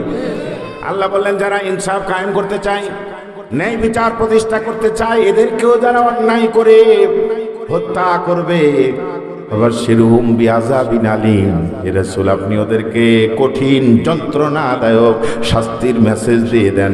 চিৎকার মেরে বলেন আল্লাহু আকবার। এখন কঠিন জাহান্নামের আগুন সম্পর্কে যদি কারো ধারণা থাকে কোরআনের আলোকে, জাহান্নাম কি, কত ভয়াবহ শাস্তি সেখানে হবে, সে ব্যক্তি কি অন্যায় করে কাউকে হত্যা করতে পারবে? জোরে বলেন পারবে? কিন্তু ওই যে রাসূল রাগ করতে নিষেধ করেছিলেন, রাগ করে ওই বাগানের মালিক তার ঘোড়াকে মারলো বলে সে আবার পাথর মেরে তাকে মারলো। জোরে বলেন ন্যায় হয়েছে না অন্যায় হয়েছে? অন্যায় যখন হলো, সাথে সাথে তার মনে হলো ফাজাযাহু জাহান্নাম খালিদিনা ফিহা, আমার জন্য এখন জাহান্নামটা বরাদ্দ হয়ে গেছে। ওয়াগদিবাল্লাহু আলাইহি, আল্লাহর পক্ষ থেকে গজব আসবে, লানাহুল্লাহ, আল্লাহ রেগে গেছেন, আল্লাহ এখন লানত করবে। এখন বাঁচার উপায় কি? দাঁড়িয়ে থেকে কাঁদে, পালাইতে পারে না, লাশের সামনে অন্যায় করে দাঁড়িয়ে আছে। খবর চারিদিকে হয়ে গেল, যাকে খুন করা হলো, হত্যা করা হলো, এই আল্লাহ রাসূলের আরেকজন মদিনার প্রান্তর যেতে যে মানুষটারে খুন করলো, এটাও মুসলমান। আর আল্লাহর কোরআন বলছে, কেউ যদি কোনো মুসলমানকে অন্যায় করে হত্যা করে, কঠিন যন্ত্রণার শাস্তি হবে। এই শাস্তির কথা, কোরআনের কথা মনে হয়ে চোখের পানি ছেড়ে দিয়ে আফসোস করে কাঁদছে, হায়রে কি করলাম। আর কাঁদার কারণ হলো, তিনি শুনেছেন বিশ্বনবীর কাছ থেকে, আপনার আমার আদি পিতা জান্নাতের ভিতরে একটা ভুল করেছিলেন। ঠিক না ঠিক বলেন? ভুলটা করার সাথে সাথে অনুশোচনা করে রব্বে কারিমের দরবারে দোয়া করেছে। পড়েন আমার সঙ্গে, রব্বানা যালামনা আনফুসানা ওয়া ইল্লাম তাগফির লানা ওয়া তারহামনা লানাকুনান্না মিনাল খাসিরিন। জুলুম করে ফেলেছি আত্মার উপরে, নফসের উপরে, আল্লাহ মাফ করে দাও। আল্লাহ ওখানেই মাফ করে দিলেন। আল্লাহু আকবার বলেন। তিনি চিন্তা করেন, আল্লাহ আমিও তো আদম সন্তান, ভুল করে ফেলেছি, আমার কি কোনো ক্ষমার রাস্তা নাই? ইসলাম কত সুন্দর, আর কোরআন থাকলে পাপ করার সাথে সাথে মুমিন ব্যক্তিরা অনুশোচনা করে ওখান থেকে ফিরে আসার চিন্তা কিভাবে করে দেখুন। ওই কোরআন তাদেরকে জাহান্নাম থেকে টেনে জান্নাতে নিয়ে এসেছে। দুনিয়াতে জান্নাতের সার্টিফিকেট পেলেন। আজকে আমাদের মাঝেও কোরআন রয়েছে, কিন্তু কোরআনের আকর্ষণ চুম্বকের মতো লোহার সাথে এখন আমরা করতে পারি নাই। আওয়াজ তুলে বলেন কথা ঠিক না ঠিক? দেখুন তো কোরআনুল কারিমের কথাগুলি শুনে সাহাবীদের মতো জীবন তৈরি করতে পারেন কিনা, কোরআনের রঙে রঙিন করতে পারেন কিনা। ভুল তো হবে, হতেই পারে, সাথে সাথে ওখান থেকে ফিরে জান্নাতের রাস্তায় উঠে আসা যায় কিনা। আমার বন্ধুগণ, খবর যখন চলে গেল যাকে হত্যা করা হলো তার 2টা সন্তান ছিল। সন্তান দ্রুত এসে দেখে কেউ নাই, কিন্তু যুবকটা দাঁড়ানো। চোখের পানি ছেড়ে দিয়ে বলে, যুবক রে, আমার বাবা খুন হয়েছে, তুমি কি জানো কে খুন করেছে? যুবক বলল, বাবুরা, অন্য কেউ খুন করেনি, আমি ওকে হত্যা করেছি, আমি খুন করেছি। সর্বনাশ, তুমি খুন করে ওখানে দাঁড়ায় আছো, আবার তুমি নিজে স্বীকার করছো তুমি খুন করেছো।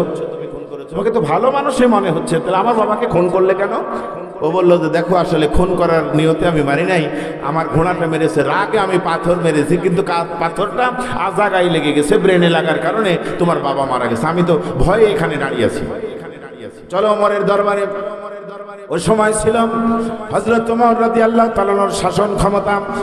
বাচ্চা 2টা এই অপরাধীকে, যুবককে টেনে নিয়ে গেল ওমরের দরবারে, মসজিদে নববীতে, যে নালিশ করছে, আমিরুল মুমিনিন, এই যে যুবক আমার বাবাকে খুন করেছে। হযরত ওমর বললেন, শিশুরা শোনো, খুন করেছে মানে ওরা এতিম হয়েছে। বুকে জড়িয়ে ধরলো। নেতাকারে বলে, দেখুন, অসহায় ছোট্ট বাচ্চা 2টিকে কুলে তুলে নিয়ে আদর করে বলছে, বাবুরা, তোমরা যে অভিযোগ করছো এই লোকটা যে খুন করেছে, দেখে তো ভালোই মনে হচ্ছে, তোমার কোনো সাক্ষী আছে নাকি? বলে, সাক্ষী দরকার কি? আমিরুল মুমিনিন, ও যুবক তো নিজেই স্বীকার করছে, আমরাও তো দেখিনি। ও জিজ্ঞেস করলাম, ও বললো আমি মেরেছি। হযরত ওমর রাদিয়াল্লাহু তাআলা যুবককে বলছেন, যুবক রে, চিনা চিনা লাগে, কিন্তু বলো তো তুমি কি সত্যি খুন করেছো? বলে, হ্যাঁ খুন করেছি। খুন করেছো, তুমি পালালে না, আবার নিজে স্বীকার করছো, কি চাও বলো? যুবক বলছে, আমিরুল মুমিনিন, আমি খুন করেছি রাগে শয়তানের খপ্পরে পড়ে। শয়তানের কাজ হলো মানুষের রাগকে বৃদ্ধি করে দেওয়া। শয়তানের ওয়াসওয়াসায় পড়ে আমি অপরাধটা করে ফেলেছি, কিন্তু অপরাধ যখন হয়ে গেল সাথে সাথে আমি ভুল বুঝতে পেরেছি। আমিরুল মুমিনিন, আমাকে দুনিয়াতে শাস্তি দেন। আল্লাহ যদি রাগ করে আর জাহান্নামে যেতে হয় এই অপরাধে, তাহলে আমি জাহান্নামের কঠিন আযাব সইতে পারবো না। চিৎকার মেরে বলেন আল্লাহু আকবার। আমিরুল মুমিনিন হযরত ওমর রাদিয়াল্লাহু তাআলা বললেন, তুমি কি জানো এই অপরাধের শাস্তি কি? বলে, হ্যাঁ জানি। বলে, কি? বন্ধুরা আমার, অপরাধের শাস্তি বলেন তো, প্রত্যেকটা কথা কোরআনুল কারীমের ভিতরে আছে না নাই? আরেকটু জোরে বলেন, আছে না নাই? আছে। তিবিয়ানাল লিকুল্লি শাইইন, যা জিজ্ঞাসা করবেন কোরআনুল কারীমকে, কোরআন তাই উত্তর দিবে। আল্লাহু আকবার বলেন। সম্মানিত ভাইরা আমার, অন্যায় করে কোনো মানুষকে হত্যা করা যাবে না। ফাবাশশিরহুম বিআযাবিন আলীম, যন্ত্রণাদায়ক শাস্তি আছে। ওমর বলল, যুবক, তুমি কে? বলে, আমি রাসূলের সাহাবী। কোথায় যাচ্ছিলে? মক্কা থেকে মদিনায় ব্যবসার জন্য আসছি। হত্যা করলে কেন? বলে, আমার ঘোড়ারে মারছে তাই। এখন কি হবে বলো? হত্যা করার পরে আমি বুঝতে পারলাম, হে নবী, এটা আমার অপরাধ হয়েছে। আপনি যদি কোরআনুল কারীমের আলোকে বিচার না করেন, তাহলে কিন্তু আমার জাহান্নামের আগুনে পড়তে হবে। এইটা আমি সহ্য পারবো না। আমিরুল মুমিনিন হযরত ওমর রাদিয়াল্লাহু তাআলা এবারে কিভাবে বিচার করছেন দেখেন। আর আমাদের দুনিয়ার বিচারকেরা দেখেন, প্রথমে যখন বিচার দায়িত্ব দিল, আপনি বিচার করেন, যেটা করবেন সেটাই মেনে নিব। প্রথমেই হযরত ওমর রাদিয়াল্লাহু তাআলা কোরআনুল কারীমের আয়াতটা স্মরণ করে তেলাওয়াত করে বললেন, আলাইসাল্লাহু বিআহকামিল হাকিমিন। আল্লাহু আকবার বলেন।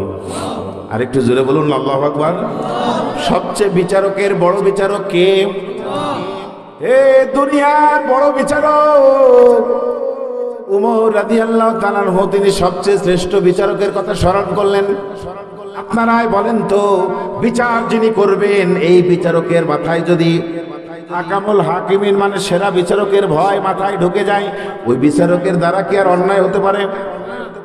রায়টা কি মিথ্যা হতে পারে? কেউ চাপ দিলে কি ভুল রায় দিতে পারে? জোরে বলুন, পারে? পারে না। বন্ধুরা আমার, খেয়াল করুন, আল্লাহর কথা স্মরণ করে এবার যুবককে জিজ্ঞাসা করছে, যুবক রে, ও যুবক, তুমি খুন করে দাঁড়ায় আছো কেন? চলে যেতে পারতে, কেউ তোমাকে দেখতো না, তোমার বিচার হতো না। যুবক বলল, ইন্নাল্লাহা খাবীরুম বিমা তা'মালুন।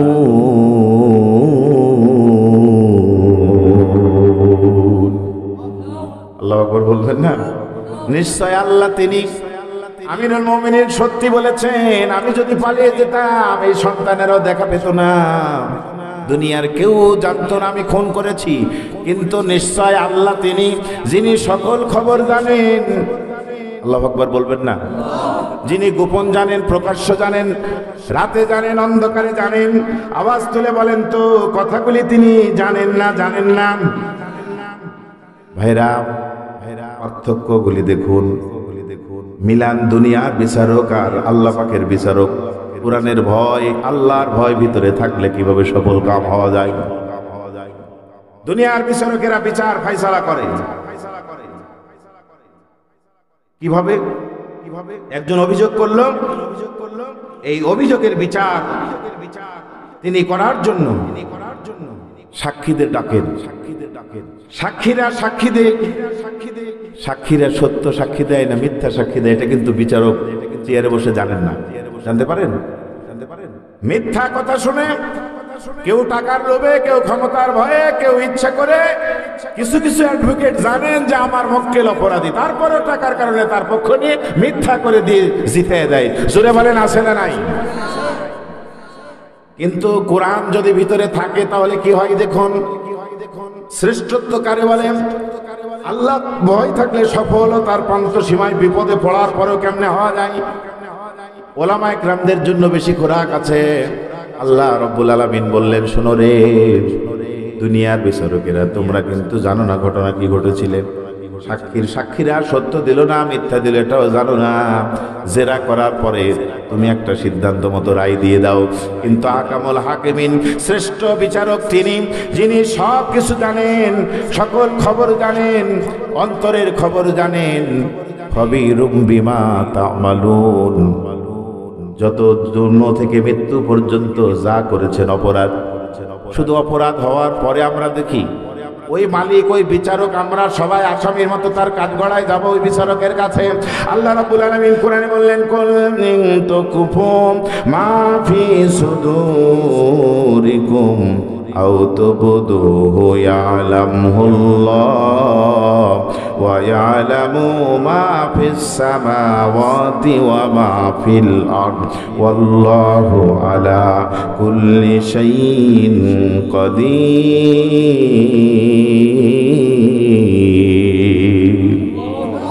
আওয়াজ তুলে করেন আল্লাহু আকবার। আরেকটু জোরে বলুন আল্লাহু আকবার। আমার বন্ধুগণ, আল্লাহ হলেন তিনি। কাজ করার পরে আমরা দেখি, তিনি তো দেখবেন কাজ করার আগে মনের ভিতরে কি কল্পনা করছেন এই খবরও যিনি জানেন। আওয়াজ তুলে বলেন তো তিনি কে? আল্লাহু খবীরুম বিমা তা'মালুন।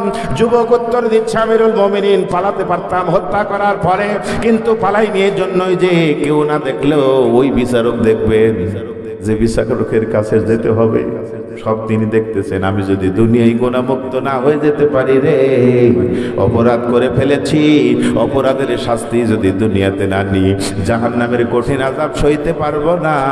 ওমর, দুনিয়াতে আমাকে আপনি বিচার যা করবেন এটা আপনি করে দেন। আল্লাহু আকবার বলেন, আরো জোরে বলেন আল্লাহু আকবার। আমার ভাইরা, এখন দুনিয়ার বিচারটা কি দেখেন, কিভাবে বিচার করবে ওমর, কি দিয়ে বিচার করবে ওমর। যেমন আপনারা এখানে মাহফিল করছেন, বক্তা লাগছে, লাইট লাগছে, মাইক লাগছে, ক্যামেরা লাগছে, লাইট আলো লাগছে, ছামিয়ানা লাগছে, খাবারের ব্যবস্থা করতে হয়েছে, খরচপাতি করতে হয়েছে, পোস্টার করতে হয়েছে, ব্যানার করতে হয়েছে, প্রচার করতে হয়েছে, সবগুলি মিলে একটা মাহফিল। ঠিক না ঠিক বলেন? এখন বিচার কেমনে করবে এই কথা কোরআনে আছে না নাই? আওয়াজ তুলে বলুন না, আছে না নাই? আল্লাহ রাব্বুল আলামিন বললেন, লাকাদ আরসালনা রুসুলানা বিল বাইনাতি ওয়া আনজালা মাআহুমুল কিতাব ওয়াল মিজান লিয়াকুমান নাসু বিল কিসত। আওয়াজ তুলে বলেন তো আল্লাহু আকবার। হযরত ওমরের সামনে এখন এই জিনিসগুলি ভাসছে। ওমর তো তিনি যার ব্যাপারে বিশ্ব নবীজি বলেছেন আমার পরে কেউ নবী হবে না, যদি কেউ হতো সম্পূর্ণ যোগ্যতা ছিল হযরতে ওমর রাদিয়াল্লাহু তাআলা আনহু। আল্লাহু আকবার বলেন। কেন ছিল? যিনি কোরআনের বাইরে কোনো চিন্তা করতেন না, যার কথার কারণে কোরআনের আয়াত নাযিল হয়ে যেত। আল্লাহু আকবার বলেন। তিনি হলেন ওমর রাদিয়াল্লাহু তাআলা আনহু। এন্ড বিচার ফায়সালা তিনি কোরআন ছাড়া কি অন্য কিছু দিয়ে করবেন? জোরে বলেন না, অন্য কিছু দিয়ে করবেন?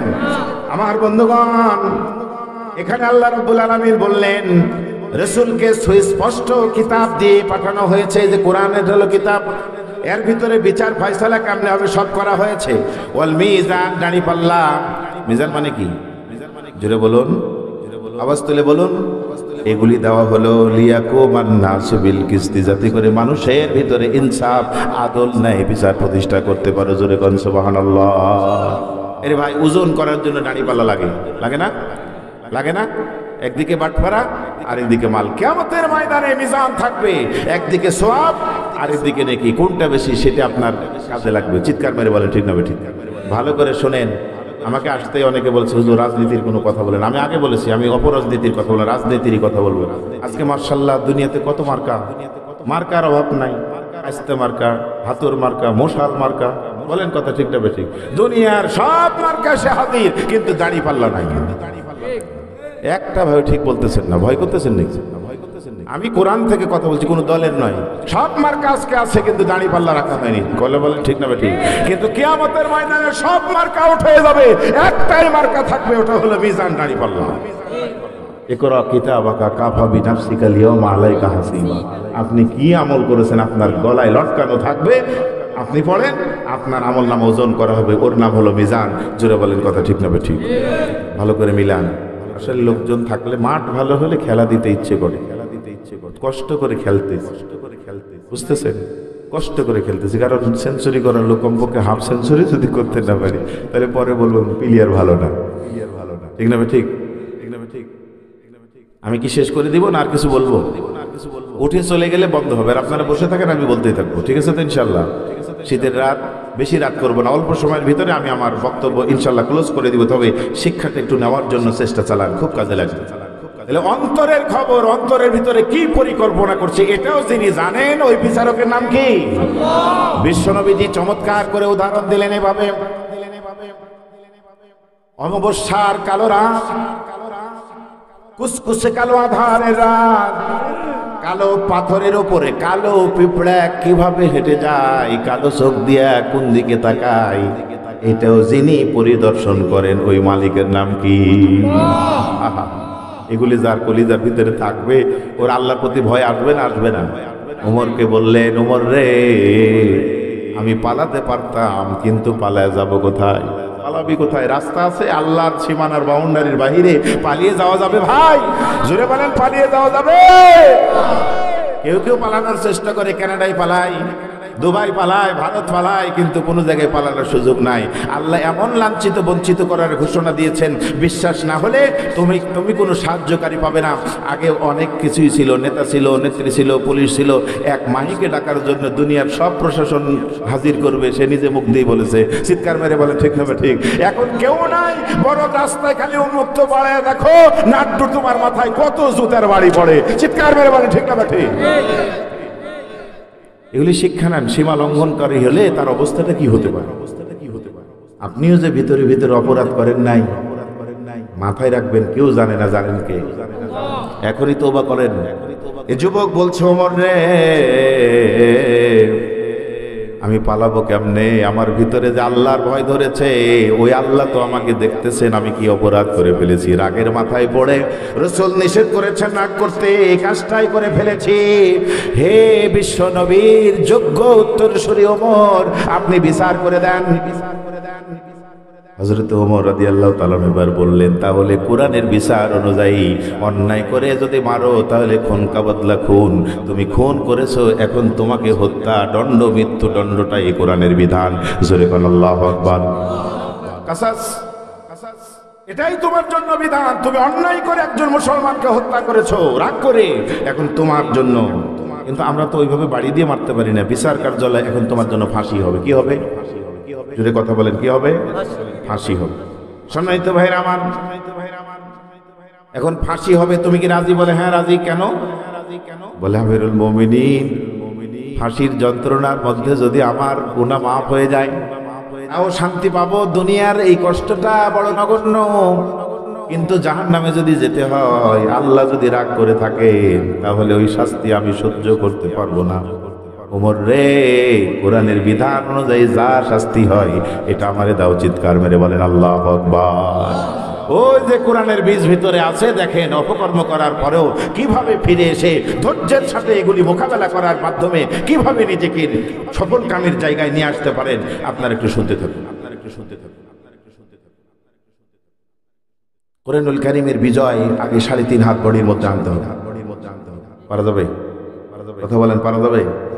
আপনার জীবন এবং কর্মে এটা সাজাতে না পারলে আপনি কি করে উপহার দেবেন? নিজের আলোয় যে বাল্বটা যদি আলোকিত না হয়, এই আলো ছড়াবে কেমনে? আর আলো না ছড়ালে অন্ধকার দূর হবে কেমনে? আগে নিজের ভিতরে এলেম এনে আমলের সমন্বয় করে আপনি আলোকিত মানুষ হন, আপনার মাধ্যমে জাহিলিয়াতের সমাজ থেকে অন্ধকার দূরীভূত হয়ে যাবে। রাজি আছেন সেই নিয়তে নিজেকে যোগ্য করে গড়ে তোলার জন্য? রাজি আছেন? যদি কথা দাও বন্ধু, দিনের পথে দৃঢ় থাকবে, যদি কথা দাও দিন কায়েমে অগ্রণী ভূমিকা রাখবে, তবে তোমাকে গান শোনাব, যে গানে ইমানটা বাড়বে, যে গানে হৃদয়টা জাগবে। আমার বন্ধুগণ, চলুন আমরা অন্য কোনো গানে বিমোহিত না হয়ে কুরআনুল কারীমের গান নেই আমরা চেষ্টা চালাই। পারা যাবে না ইনশাআল্লাহ? হযরত ওমর রাদিয়াল্লাহু তাআলা এবার সিদ্ধান্ত নিলেন। কি সিদ্ধান্ত নিলেন? আর আমরা চোখের সামনে কি দেখতে পাই দেখুন। হযরত ওমর সিদ্ধান্ত নিলেন, এই দিল ও আকরাবু লিত্তাকওয়া, ন্যায় বিচার করো, এটাই হলো তাকওয়া। আল্লাহু আকবার বলেন। ওয়াত্তাকুল্লাহ ইন্নাল্লাহা খাবীরুম বিমা তা'মালুন। নিশ্চয় আল্লাহ তাআলা সব দেখতেছে। কেন এই আয়াতটা ওখানে আসলো জানেন? এই দিলু, ইনসাফ করো, ন্যায় বিচার করো, সুবিচার করো। হযরত ওমর দেখতেছেন এটা তো রাসূলের সাহাবী, আমার নিজের দলের লোক। এই জায়গায় তো ছাড় দিতে পারতেন, পারতেন না? পারতেন কিনা? যেটা আমার দলের লোক, আমার রাসূলের সাহাবী, কিন্তু সাথে সাথে কোরআন বলে দিল, এই দিল হুয়া আকরাবু লিত্তাকওয়া, ন্যায় বিচার করো রে, সুবিচার করো, এটাই হলো তাকওয়া। আল্লাহু আকবার। এবার ওমর বলতেছে, তুমি রাসূলের সাহাবী কিন্তু অপরাধ করেছো, কোরআনের আলোকে তোমার বিচার হবে। আল্লাহু আকবার। জোরে কোন আল্লাহু আকবার। আমার বন্ধুগণ, কানটা শুনুন, হৃদয়টা খুলে দেন, কিন্তু তাকান তো দেশের দিকে, বাইরে না। নিজের দলের লোক যদি অপরাধ করে, মুখে জাতিকে শোনানো হয়েছে অপরাধী যেই হোক শাস্তি তাকে পেতে হবে, কিন্তু বাস্তবে দেখছি অন্য দলের লোক অপরাধ করে না, খুন হয়, হত্যা হয়, বিনা বিচারে গুণ হয়, এরপরে ফাঁসি দেওয়া হয়, কিন্তু প্রকাশ্য অপরাধী প্রমাণিত হওয়ার পরেও এই ব্যক্তির জন্য ফাঁসি তো দূরের কথা, জেলের ভিতরে বন্দি করে রাখা হয় না। আওয়াজ তুলে বলেন কথা ঠিক না ঠিক? কারণ কোরআনের ওই ভয় তো ভিতরে নাই। আর ওমর রাদিয়াল্লাহু তাআলা বিচার দেখেন, নিজের রাসূলের নিজের দলের লোক একজন মুসলমান অপরাধ করেছে, এই দিল হুয়া আকরাবু লিত্তাকওয়া, তাকওয়ার সর্বোচ্চ মানদণ্ডে উপনীত হয়ে স্মরণ করলেন, ওয়াত্তাকুল্লাহ, ভয় করো আল্লাহকে, ইন্নাল্লাহা খাবীরুম বিমা তা'মালুন, ওই আল্লাহ সব দেখতেছেন। সুবহানাল্লাহ। এবার বলল তোমাকে ফাঁসি দেওয়া হবে, কোনো কথা নাই, ঠিক আছে মেনে নেব, সামিনা ওয়া আতানা। আমার ভাইরা মনোযোগ লাগান, যদি কোরআনুল কারীমের আলোকে বিচার করা না হয় তার নাম হবে কাফের, তিনি হবেন ফাসিক। সূরা মায়েদার আয়াতগুলি খুলে দেখেন। হযরত ওমর বললেন, আমার দলের লোকের পক্ষপাতিত্ব করার কারণে, দলের মহব্বতে ছাড় দেওয়ার কারণে বিচার যদি রং করে দিই, কোরআনের ভাষায় কাফের হয়ে যাব। কোরআনের ভাষায় ফাসেক হয়ে যাব, এটা ওমর হতে পারেন না। ওমর ন্যায় বিচারের মূর্ত প্রতীকের নাম হলো হযরতে ওমর। জোরে কোন সুবহানাল্লাহ। আর এটা তো সঙ্গী নিজের ছেলেকে নিজের হাতে মারতে মারতে মরে গেছে, কবরের উপরে পর্যন্ত প্রহার করেছেন। আওয়াজ তুলে বলে ঠিক না ঠিক? এটা হলো ন্যায় বিচার। প্রতিদিন যতদিন টিকে থাকবে হযরতে ওমরের শাসন আমলের এই চিত্রগুলি বিশ্বের ভালো মানুষগুলি স্মরণ করবে। আজকে আপনি কেমন বিচারক হলেন? সত্যিকারের এই ইনসাফপূর্ণ বিচার ব্যবস্থা, ন্যায় নীতির বিচার ব্যবস্থা যদি বাংলাদেশে কায়েম হতো, তাহলে এত চিন্তাই হতো না, খুন হতো না, হত্যা হতো না, রাজধানী হতো না, ধর্ষণ হতো না। চিৎকার মেরে বলেন ঠিক না ঠিক? আরে আজকে যেন নেতাদের, ব্যবসায়িকদের, টাকাওয়ালাদের সবচেয়ে আনন্দের হয়েছে নায়িকা, গায়িকা, চিত্রনায়িকা, মডেল, এরা যেন নৃত্য সঙ্গী হয়ে গেছে, খোলামেলা হয়েছে, বয়ফ্রেন্ড গার্লফ্রেন্ড। চিৎকার মেরে বলেন কথা সত্য না মিথ্যা? এটা হলো শয়তানের হাতিয়ার। জুড়ে বলুন। আর আমরা খেলা দেখতেছি, আমরা হলো দর্শক। ওনারা খেলতেছেন আর আমরা দর্শকের ভূমিকা পালন করছি। এ মিয়া জান্নাতে যাবেন একা একা নামাজ পড়ে? ইয়া আইয়ুহাল্লাযীনা আমানু কু আনফুসাকুম ওয়া আহলিকুম নারা। আল্লাহর ভাষা হলো আপনি একা একাই আল্লাহ আল্লাহ করবেন, মসজিদে তাসবিহ টিপবেন, জীবন চিল্লা দিবেন। নো, জান্নাতে যাওয়ার কোনো রাস্তা নেই। নিজে বাঁচেন, আহলে বর্গদেরকে বাঁচান। আপনি নেতা, আপনি বাঁচেন, আপনার কর্মীদেরকে জাহান্নামের আগুন থেকে টেনে নিয়ে আসেন। এটা আপনার দায়িত্ব। চিৎকার মেরে বলেন ঠিক না ঠিক? এছাড়া তাহাজ্জুদের নামাজ পড়ে হাতে তাসবিহ নিয়ে জাতিকে দেখায় কোনো লাভ নাই। যদি নিজের দলের লোকেরা অন্যায় করে ছাড় পেয়ে যায়, আল্লাহর দরবারে, আকামুল হাকিমিনের দরবারে ছাড় পাওয়ার কোনো রাস্তা নাই। ইন্না বাতশা রাব্বিকা লাশাদীদ। আল্লাহর পকড়া বড় কঠিন। কোরআনের কথাগুলি শুনতে খারাপ লাগে? ফাঁসির মঞ্চ তৈরি হয়ে গেল, ফাঁসি হবে। হযরত ওমর রাদিয়াল্লাহু তাআলা বললেন, ও যুবক, এখনই ফাঁসি কার্যকর হবে, কিন্তু একটা ছাড় আছে। ফাঁসির আগে কি তোমার কোনো অন্তরে ইচ্ছা আছে নাকি? বলে তোমার কি কিছু চাওয়া পাওয়া আছে? তাহলে শেষ ইচ্ছাটা পূরণ করার জন্য সুযোগ দেওয়া হবে। যুবক চিন্তা করলো, আমি কি ইচ্ছা পূরণ করব? মক্কা থেকে এসেছি, বাবা মা সেখানে আছে। চিন্তা করে দেখলো, হাই রে হাই, আমি যে বিচার ব্যবস্থা করছি, আমার আত্মবিশ্বাস হলো অপরাধের শাস্তি যদি কোরআনের আলোকে হয়, তাহলে অপরাধ আমার মাফ হয়ে যাবে। আল্লাহু আকবার বলেন। আর রাসূলের সাহাবী, ইমানের সাথে যারা রাসূলের দর্শন পেয়েছে, অনুযায়ী আমল করেছে, এরা হলো সাহাবায়েরা, সব জান্নাতের উত্তরসূরি। যেরকম সুবহানাল্লাহ। কিন্তু অপরাধ এমন একটা করেছে, এটা ব্যারিকেড হয়ে গেল। এই ব্যারিকেড দূর করবো, এখন ফাঁসি হলে দূর। কিন্তু সুযোগ যখন পেয়েছি, কি সুযোগটা নেব? হঠাৎ করে ওই যে বললাম পেঁয়াজের ঢেকুর ওঠে, কোরআন যেহেতু ভিতরে আছে, ঈমান যেহেতু আছে, ভিতর থেকে আসলো, উল্লু কর দেন আব্বারা নাকু আনফাহু আরিবা। প্রত্যেক ঋণ যার মাধ্যমে লাভ হয়, এটা হলো সুদ। বিশ্বনবীর কথা মনে হলো, যদি তোমার শহীদও হয়ে যাও, আর কেউ যদি তোমার কাছ থেকে টাকা পায়, ঋণ হও, কোনো জাতির জন্য তুমি কষ্টদায়ক হয়ে যাও, কোনো মানুষের হক্কুল ইবাদ নষ্ট করো, ওর কাছ থেকে মাপ পাওয়া ছাড়া আল্লাহর দরবারে মাপ পাওয়া যাবে না। জোরে বলেন আল্লাহু আকবার। যুবক বলল, বলরে সুযোগ যদি দাও, আমি কিচ্ছু চাই না। মক্কায় একজন ভাইয়ের সাথে আমি ব্যবসা করতাম, ওই লোক কিছু টাকা পাবে, আমি তার কাছে ঋণী। আমাকে যদি সুযোগ দেন, আমি ঋণ পরিশোধ করে এখানে পরিচ্ছন্ন হয়ে ফায়সালাটা মেনে নিতে রাজি আছি। হযরত ওমর বললেন, এটা তো আমি বললাম সুযোগ দেওয়া হবে, কিন্তু সুযোগ আমি দিতে পারি রে। তোমার জায়গায় আরেকজন যদি জামিনদার হয়, তাহলে না আমি তোমাকে ছাড় দিতে পারি। জামিনদার কি? তুমি এখান থেকে যাবে, আরেকজন জামিন হয়ে এখানে গ্রেফতার হয়ে থাকবে।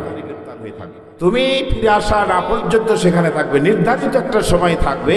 এই সময়ের ভিতরে তুমি যদি ফিরে না আসো, তাহলে যে জামিনদার হবে তাকেই ফাঁসি দেওয়া হবে। এত বড় রিস্ক কেউ নেবে? কেউ নেবে? যুবক বলছে, সর্বনাশ। আমিরুল মুমিনিন ওমর, মদিনায় কোনোদিন আসি নাই, এখানে আমার কোনো আত্মীয় স্বজন নাই, বন্ধু বান্ধব নাই, পরিচর্য জন নেই। এত বড় রিস্ক কে নেবেন? শুধু টাকার রিস্ক কেউ নাই না, জামিনদার নাই না।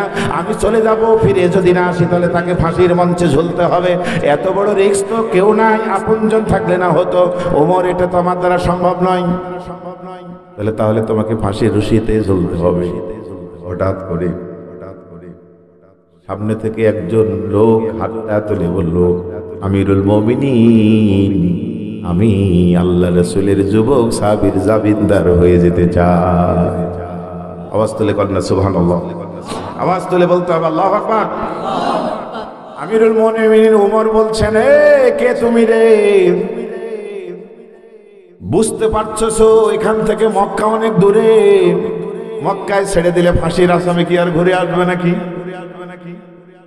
ফিরে আসবে না, আর না আসলে তোমাকে কিন্তু ফাঁসি দেওয়া হবে। তুমি কেমনে জামিনদার হবে বলো তো একটু, কে তুমি? তিনি বললেন, ওমর তাকাও আমার দিকে, আমি রাসূলের সাহাবী হযরতে আবু যার গিফারি রাদিয়াল্লাহু তাআলা আনহু। আওয়াজ তুলে কোন সুবহানাল্লাহ।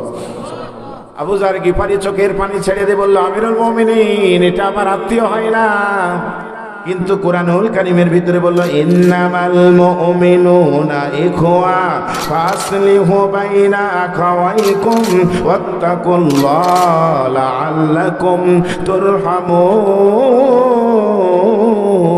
তুরহামুন।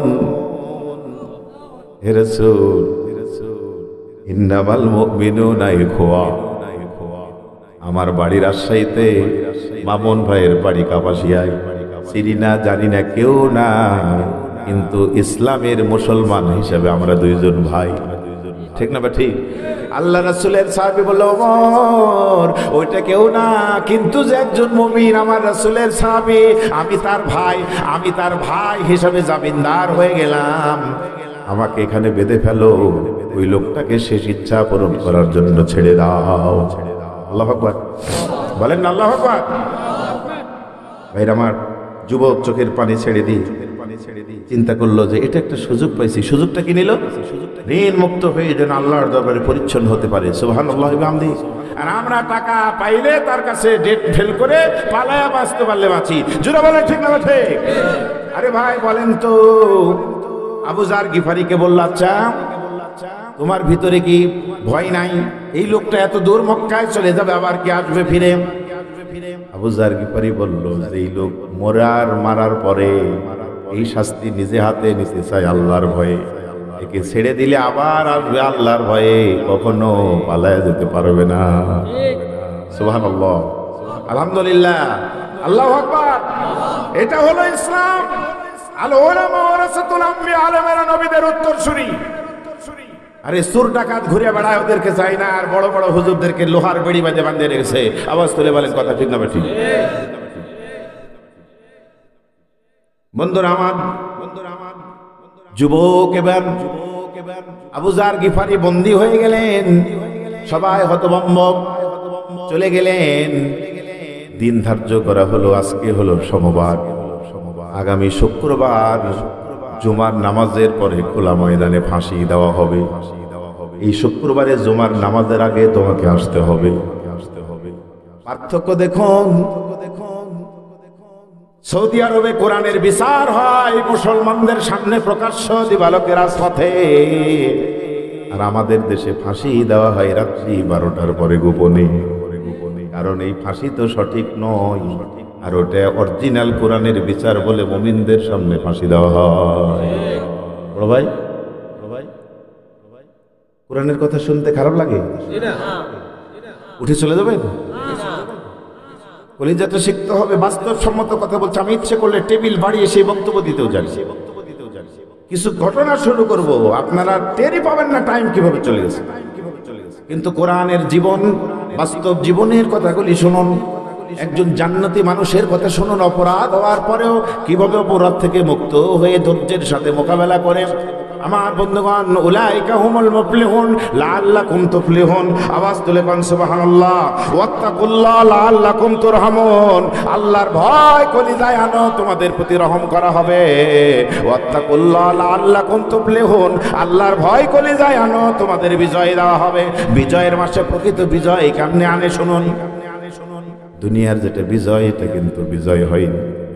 এখনো অত্যাচার, নিরাপত্তা নাই, আমিরুল মুমিনিন ওমর রাতের আধারে একা একাই ঘুরে বেড়াতেন।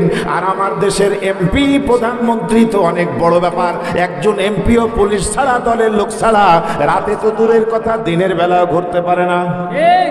বলেন কথা ঠিক না ঠিক? আর এই পরিবেশ তো দুই হাতের কামাই, নিজেরা তৈরি করেছে এরকম পরিবেশ। কিন্তু ইসলাম কত সুন্দর দেখুন, কত সুন্দর দেখুন। যুবক চলে গেছেন মক্কাতুল মুকাররমায়, মক্কাতুল মুকাররমায় যুবক চলে গেলেন, ঋণ পরিশোধ করলেন। কেন জানেন? এই যুবক ভালো করে জানে ঋণ অবস্থায় যদি মৃত্যু হয় ওটা কিন্তু আল্লাহ ক্ষমা করবেন না। শাহাদত বরণ করলেও মর্যাদা পাবেন না, দোয়া কবুল হবে না। যার কাছে ঋণ নেওয়া হয়েছে ওকে যদি পরিশোধ না করেন তাহলে ওই লোকের যত গুনাহ আপনার আমলনামায় সব চাপিয়ে দেওয়া হবে, আর আপনার যা সওয়াব তার আমলনামায় দেওয়া হবে। এটা কিন্তু আল্লাহ রাসূলের সাহাবী যুবক জানতেন, আর আমরা তো জানি না, জানার চেষ্টা করি না, কোরআন মানি না, কোরআন বুঝি না, কোরআন বোঝানোর চেষ্টা করি না। এরকম জীবন সম্মত বক্তব্যগুলি উপস্থাপন করে মানুষের হৃদয় পরিবর্তন করার জন্য নিজেরা তো করবই না, অন্য কেউ যেন করে ভালো পথে না আসে, বরং শয়তানের উত্তরসূরি হয়ে যায়। এটাই আমাদের কামনা, ঠিক না ঠিক? যারা কোরআন দিয়ে কথা বলতে জানে ওদের মুখ শুধু বন্ধ না, অরিজিনাল বন্ধ করে দিয়েছে। আবু যার গিফারি মুসলমান ভাই হিসাবে জামিনদার নিলেন। আমি যদি বলতে চাই ও কাপাসিয়ার ভাইরা, আমার মসজিদের বারান্দায় চাইতে বেশি লোক, অল্প লোকে তো বলতে পারছি না, কিন্তু একটু বলে দিই। মুসলমান ভাই, ইন্নামাল মুমিনুনা ইখওয়া, ভাই বলে আবু যার গিফারি যুবক সাহাবীর জামিনদার হলেন, ওকে ছেড়ে দিলেন কিসের জন্য? আশা পূরণ করার জন্য, ঠিক না ঠিক? আমি বলতে চাই আমার উস্তাদ আল্লামা সাইদিকে ছেড়ে দেন। একবারে মুক্ত করতে বলছি না, তার ইচ্ছা পোষণ করেছে হজ করা, উমরা করার জন্য। সাধারণ মানুষ নয় আমরা, বক্তা যারা তাদের যোগ্য উত্তরসূরি। 1000 বক্তা উমরা করে ফিরে আসা পর্যন্ত আমরা জামিনদার নিয়ে থাকবো। আপনারা সাইদিকে ছেড়ে দিয়ে একটু উমরা করার ব্যবস্থা করে দেন। ওনার জীবনের শেষ ইচ্ছা হলো একটা কোরআনের মাহফিলে বক্তব্য দেওয়া। 3 ঘন্টার জন্য শুধু ছেড়ে দেন, এই 3 ঘন্টার জন্য 2000 বক্তা আমরা জামিনদার হয়ে বন্দী থাকবো। যদি ডাকা হয় কোরআনের পাখির জন্য, আপনাদের ভিতর থেকে কে কে রাজি আছেন? হাতটা তুলে দেখান, দেখুন ইনশাআল্লাহ। বলেন ইনশাআল্লাহ। লিল্লাহি তাকবীর। আওয়াজ তুলে বলেন না লিল্লাহি তাকবীর। হাতটা নামান। সম্মানিত ভাইরা আমার, যুবক ঋণ পরিশোধ করছে। ব্যবসায়িক ভাই উনি, আমিও টাকা যখন সম্পূর্ণ তাকে দিয়ে দিল, ব্যবসায়িক বলছে ও যুবক সব টাকা দিয়ে দিচ্ছ কেন? কিছু দাও, আবার মাল নাও, আরো বাকি থাক, আবার নেবে। এটা হলো ব্যবসা। কিন্তু তোমার জিনিস তো আমার কাছে কেমন মনে হচ্ছে, সবগুলি পূর্ণ করে দিলে আমার কাছে কি আর ব্যবসা করবে না? যুবক বলছে ভাইজান দুনিয়ার আর ব্যবসা করব না, আমি বড় ব্যবসায়ের জন্য মত্ত হয়েছি। ঘটনাটা বললেন, ব্যবসায়ী বুকে জড়িয়ে ধরে বলল তোমার মতো ভালো মানুষ আর একটাও হতে পারে না, আমি সাক্ষ্য দিচ্ছি। জোরে বলেন আল্লাহু আকবার। ভাইরা আমার, ওখান থেকে ফিরে আসার সময় চিন্তা করলো মক্কায় যখন এসেছি বাবা মার সাথে একটু দেখা করে যাই। বাড়িতে ঢুকে গেলে ডাক দিলেন, বাবা আমি তোমার সন্তান এসেছি, একটু শেষবারের মতো দেখা করতে চাই। আব্বু বলে ডাকতে চাই, আমাকে যে মদিনায় ফিরে যেতে হবে, ফাঁসির মঞ্চ থেকে এসেছি। বাবা কথা বলতে পারেন না, চোখের পানি ছেড়ে দিয়ে শুধু কাঁদে। ছেলেটা বলছে মা, জীবনে আর কোনোদিন তোমাকে মা বলে ডাকতে পারবো না।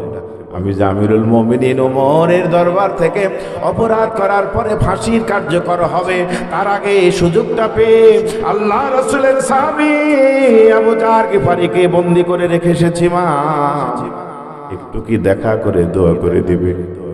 মা 2 হাতটা বেড়ে দিয়ে বলছে, সন্তান তুমি চলে যাবে, নিষেধ করবো না, কারণ এমন একটা মানুষের কথা বলেছ আর ওই আল্লাহর কথা বলেছ, বুকে আসো, তোমাকে একটু আদর করি। যুবকেরা, মায়ের সন্তানেরা শুনে। বিশ্ববিদ্যালয়ের একজন মহিলা শিক্ষক আমার কাছে গিয়েই বলছে, হুজুর আর 10 দিন পরে আমার ডেলিভারি হবে বলে কাঁদতে শুরু করলেন। আমি দেখলাম অজর ধরে কাঁদছে, চুপ করে থাকলাম, একটু হালকা হোক। কিছুক্ষণ পরে জিজ্ঞেস করলাম ডেলিভারি হবে, আপনি মরে যাবেন, এই জন্য কি এত ভয়, এত কাঁদছেন কেন? মহিলাটি বলছে, হুজুর আমি যে মরে যাব এই জন্য আমি কাঁদি না, আমি কাঁদতেছি এই জন্য মন কেন যেন বলছে আমি বাঁচবো না। আমার জন্য কাঁদি না, আমার পেটে যে বাচ্চা আছে হুজুর, আমি যদি মরে যাই আমার কলিজার টুকরা সন্তানকে আমার মতো কেউ আর ভালোবাসবে না, এই ছোট্ট বাচ্চাকে আদর করবে না। আমি আমার সন্তানের ভালোবাসার কথা স্মরণ করে কাঁদতেছি। ও যুবকেরা, নিজের জীবনের চাইতে বেশি ভালোবাসেছে যে মা, একটু খেয়াল করে দেখো, ছোট্ট পেটের ভিতরে তোমার গোটা জায়গা দিয়েছে, আর তুমি আজকে কাপাসিয়া গিয়া, গাজীপুরে গিয়া, রাজধানীতে গিয়া বড় বড় প্রাসাদ করেছো, সুন্দরী রমণী নিয়ে বসে আছো, ছেলে মেয়ে নিয়ে। আজকে ছোট্ট পেটের ভিতরে তোমার মা জায়গা দিল, আর বড় ফ্ল্যাটে তোমার বাপ মায়ের জায়গা হয় না। এরকম সন্তান বলেন তো বাংলার জমিনে আছে না নাই? সামনে যে কয়জন ভাই আছেন, কথা কি দিতে পারেন হুজুর বইয়ের কথা শুনে আব্বা আম্মার সাথে কখনো খারাপ ব্যবহার করব না? কে কে রাজি? হাতটা তুলে দেখা। যাদের আব্বা আম্মা চলে গেছে, মরে গেছে, তারাও হাত তুলেন। হৃদয় থেকে হাতটা নেড়ে নেড়ে আমার সঙ্গে বলেন, রব্বির হামহুমা কামা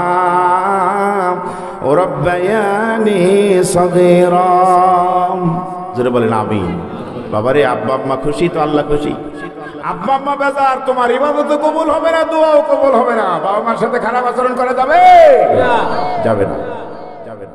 বন্ধুরা আমার, মা বুকে জড়িয়ে ধরে বলছে, প্রিয় সন্তান, বাঁচার কি কোনো জায়গা নাই? সন্তান বলছে, মা ওয়াত্তাকুল্লাহ লাআল্লাকুম তুরহামুন, আল্লাহকে ভয় করো, আল্লাহ দয়া করে বাঁচায় দিতে পারে। সুবহানাল্লাহ বলেন, আল্লাহু আকবার।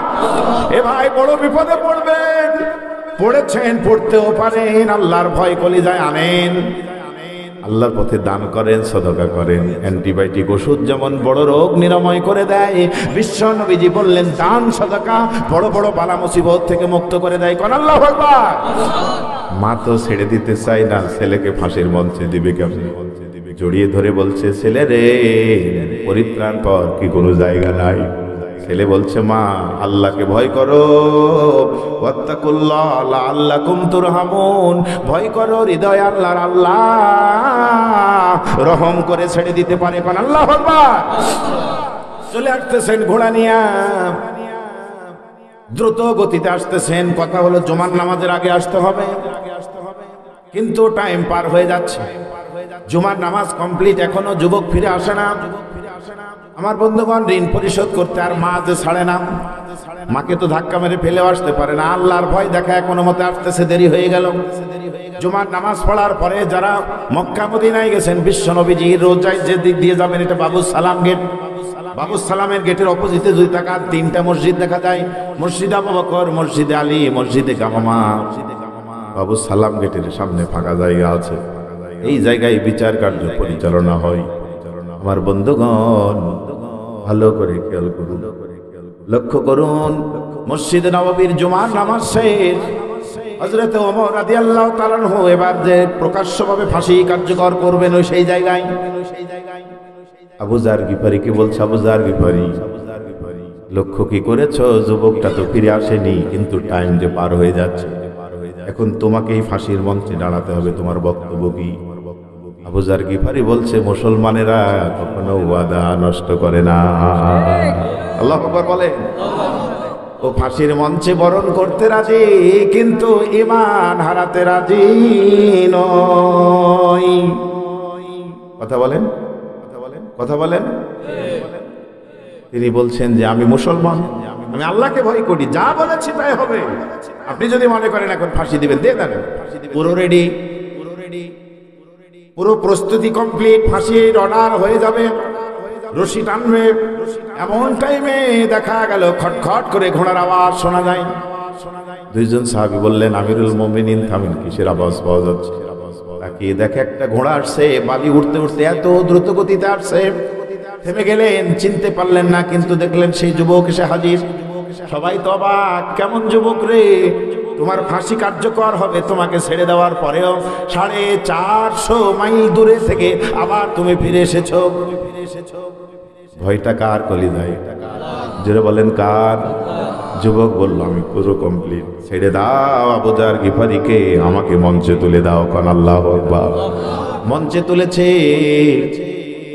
আমার বন্ধুগণ, আবু যার গিফারিকে যখন রেডি করে ফেললো যুবক আসার আগে, সবাই তো মনে করছে আর আসবে না, আবু যার গিফারির হবে।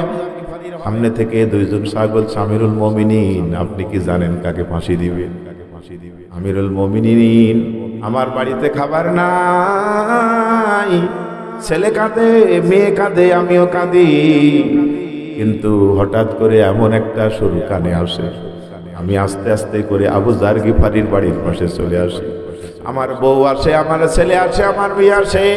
আমিরুল মুমিনিন আবু যার গিফারির কোরআন তেলাওয়াত শুনে আমাদের খোদার কথা ভুলে যায়। এই হলো সে আবু যার গিফারি, আপনি তাকে ফাঁসি দিবেন?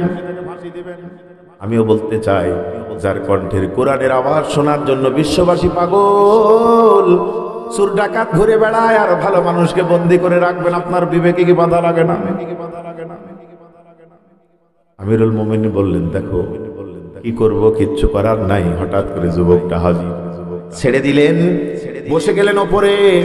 কোরআনের কথায় কত বিশ্বাস দেখেন।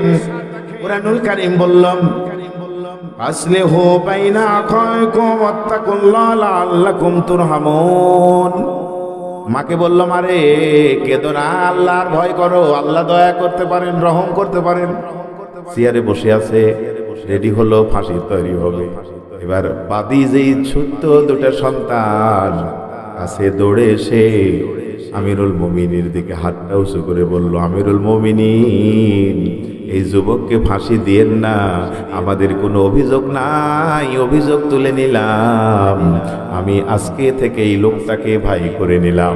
আজকে থেকে দুই ভাই নয়, আমরা তিন ভাই। যে মানুষটা বলবো যে আমার বাবাকে অপরাধ করেছে, এত আল্লাহর ভয় যার ভিতরে, ওয়াত্তাকুল্লাহ লাআল্লাকুম তুফলিহুন, যারা আল্লাহর ভয় কলিজায় রাখে, বিজয় কিন্তু তাদের হবে। এই লোকটা বিজয়ী, দুনিয়াতেও বিজয়, আখিরাতেও বিজয়ী, কোনো অভিযোগ নাই। এ হলো সবচেয়ে বড় সম্মানিত, কারণ যার ভিতরে আল্লাহর ভয় আছে। ইন্না আকরামাকুম ইনদাল্লাহি আতকাকুম, তাকওয়ার দিক দিয়ে, ভয়ের দিক দিয়ে যে সেরা, আল্লাহর কাছে সে সেরা। হে আমিরুল মুমিনিন, আমাদের অভিযোগ নাই, এই সেরা মানুষটাকে আমরা ভাই করে নিতে চাই। জোরে কর না সুবহানাল্লাহ, আওয়াজ তুলে বলেন না আল্লাহু আকবার, আরো জোরে বলতে হবে আল্লাহু আকবার। সম্মানিত ভাইরা আমার, ইয়া আইয়ুহাল্লাযীনা আমানুসবিরু ওয়া সাবিরু ওয়া রাবিতু ওয়াত্তাকুল্লাহ লাআল্লাকুম তুফলিহুন। হে ঈমানদারেরা, ধৈর্য ধরো, ধৈর্যের উপরে টিকে থাকো, যুদ্ধের প্রস্তুতি নাও, আল্লাহকে ভয় করো, আশা করা যায় তোমরা বিপ্লব হবে, বিজয় হবে। বিজয়ের মাসে বসে শেষ সিদ্ধান্ত নিয়ে যান, ধৈর্য ধরেন, যত কষ্ট হোক ধৈর্যের উপরে টিকে থাকে। কি কি বিষয়ে? তিনটা বিষয়ে। বলেন কি কি বিষয়ে? তিনটা বিষয়। কয়টা বিষয়ে? কথা বলেন, আমি 5 মিনিটের ভিতরে আলোচনা শেষ করছি। কয়টা বিষয়ে? তিনটা বিষয়ে। এক নম্বর হলো সবর আলা তাআত। সবর কিভাবে করবেন? তিনটা বিষয় করতে হবে। কয়টা বিষয় বলেন? এক নম্বর হলো সবর আলা তাআত, মানে হচ্ছে আল্লাহ এবং রাসূলের হুকুম মানা, যতই কঠিন হোক না কেন, আল্লাহর হুকুম মানতে যতই বাধা বিপত্তি আসুক না কেন, আপনি ধৈর্যের সাথে এটা পালন করবেন। ক্বালু রাব্বুনাল্লাহ সুম্মা ইসতাকামু তাতানাজ্জালু আলাইহিমুল মালায়েকা। আল্লাহকে রব বলে একবার মানবেন, যতই ঝড় ঝাপটা আসুক না কেন, জুলুম নির্যাতন আসুক না কেন, পিছপা হবেন না। আল্লাহর পক্ষ থেকে রহমতের ফেরেশতার মাধ্যমে বদরে যেমন বিজয় দিয়েছিল, আবার বিজয় আসতে পারে। চিৎকার মেরে বলেন ঠিক না ঠিক? দুই নম্বর হলো সবরে আনিল মাসি, তার মানে হলো আল্লাহ আল্লাহর রাসূল যা নিষেধ করেছেন, এক নম্বর হলো যা আদেশ করেছেন, কষ্ট যতই হোক আপনি করবেন। যা নিষেধ করেছেন, লোক যতই আসুক আপনার উপরে, আর আকর্ষণ যতই সৃষ্টি হোক, আপনি এটা করবেন না। এটা হলো সবর। সুবহানাল্লাহ বলবেন না? যারা বলুন না সুবহানাল্লাহ।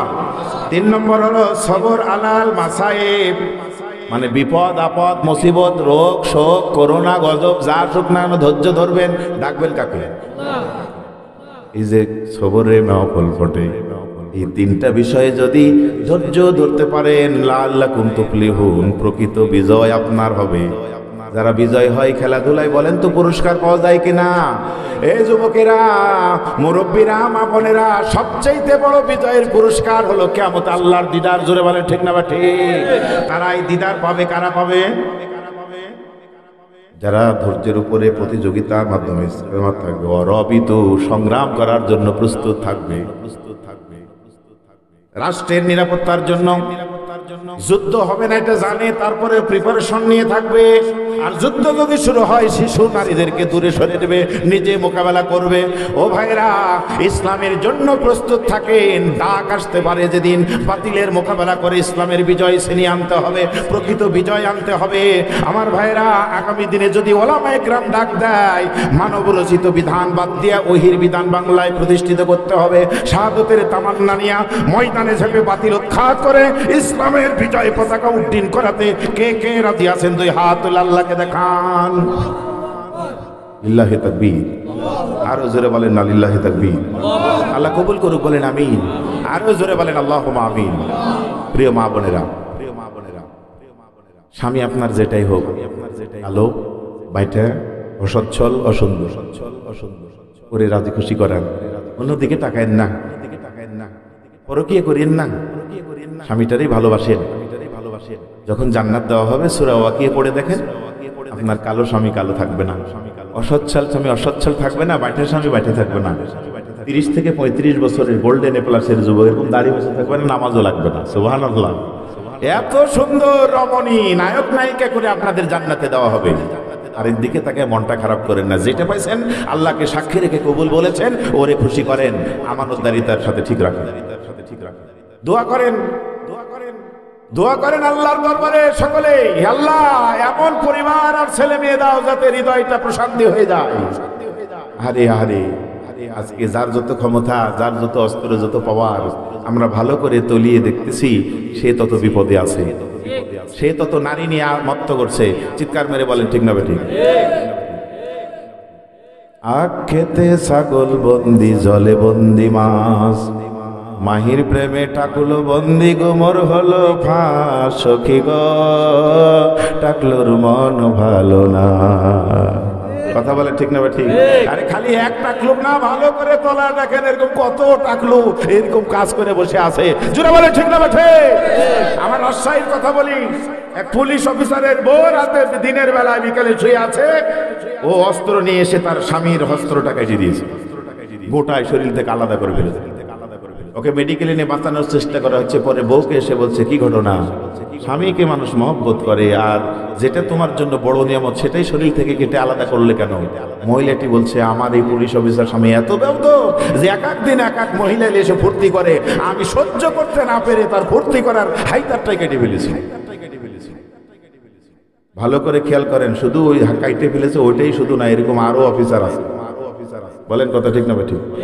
সুতরাং আবারও বলি, পেঁয়াজ খাওয়ার পরে, হাজার ভালো খাবার খাওয়ার পরে যেমন পেঁয়াজের ঢেকুর উঠে, আপনি পুলিশ বানান, র্যাব বানান, আর্মি বানান, নেতা বানান, রাজনৈতিক লিডার বানান, ডাক্তার বানান, প্রফেসর বানান, বিদেশে পাঠান, আমেরিকা পাঠান, আরো ন্যাংটা দেশে পাঠান, কোরআন আর হাদিসের আলো যদি হৃদয়ের ভিতরে আগে দিতে পারেন, ও কর্মময় জীবনে অপরাধী হতে পারে না, ইসলামের আলোই তার ভিতরে জ্বলবে। চিৎকার মেরে বলে ঠিক না ঠিক?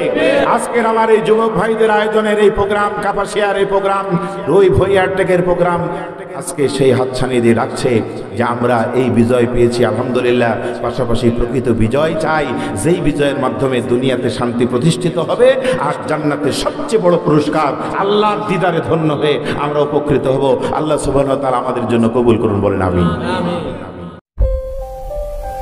আকাশ TV online, the centre of healthy culture, সুস্থ সংস্কৃতির প্রাণ কেন্দ্র। Akash TV online, the centre of healthy culture, সুস্থ সংস্কৃতির প্রাণ কেন্দ্র।